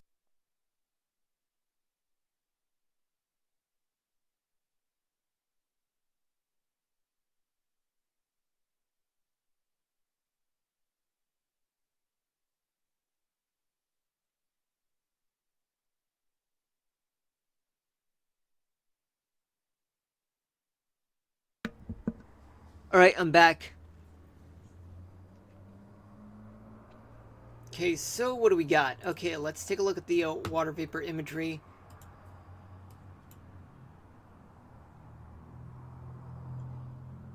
Yeah, we're not seeing much coming from the Canadian wildfires, but it certainly will make its presence throughout the South, the Midwest, and parts of the Northeast. But the worst part will be in the Northern Plains, upper Mississippi Valley, and parts of the Great Lakes region. They're going to get a heavy dose of Canadian smoke as a result of the Canadian wildfires up north in the Canadian Plains.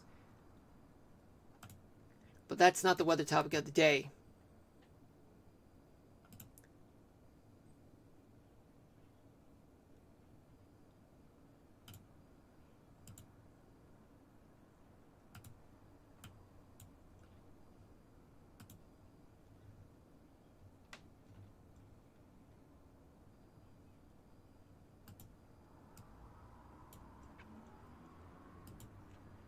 All right.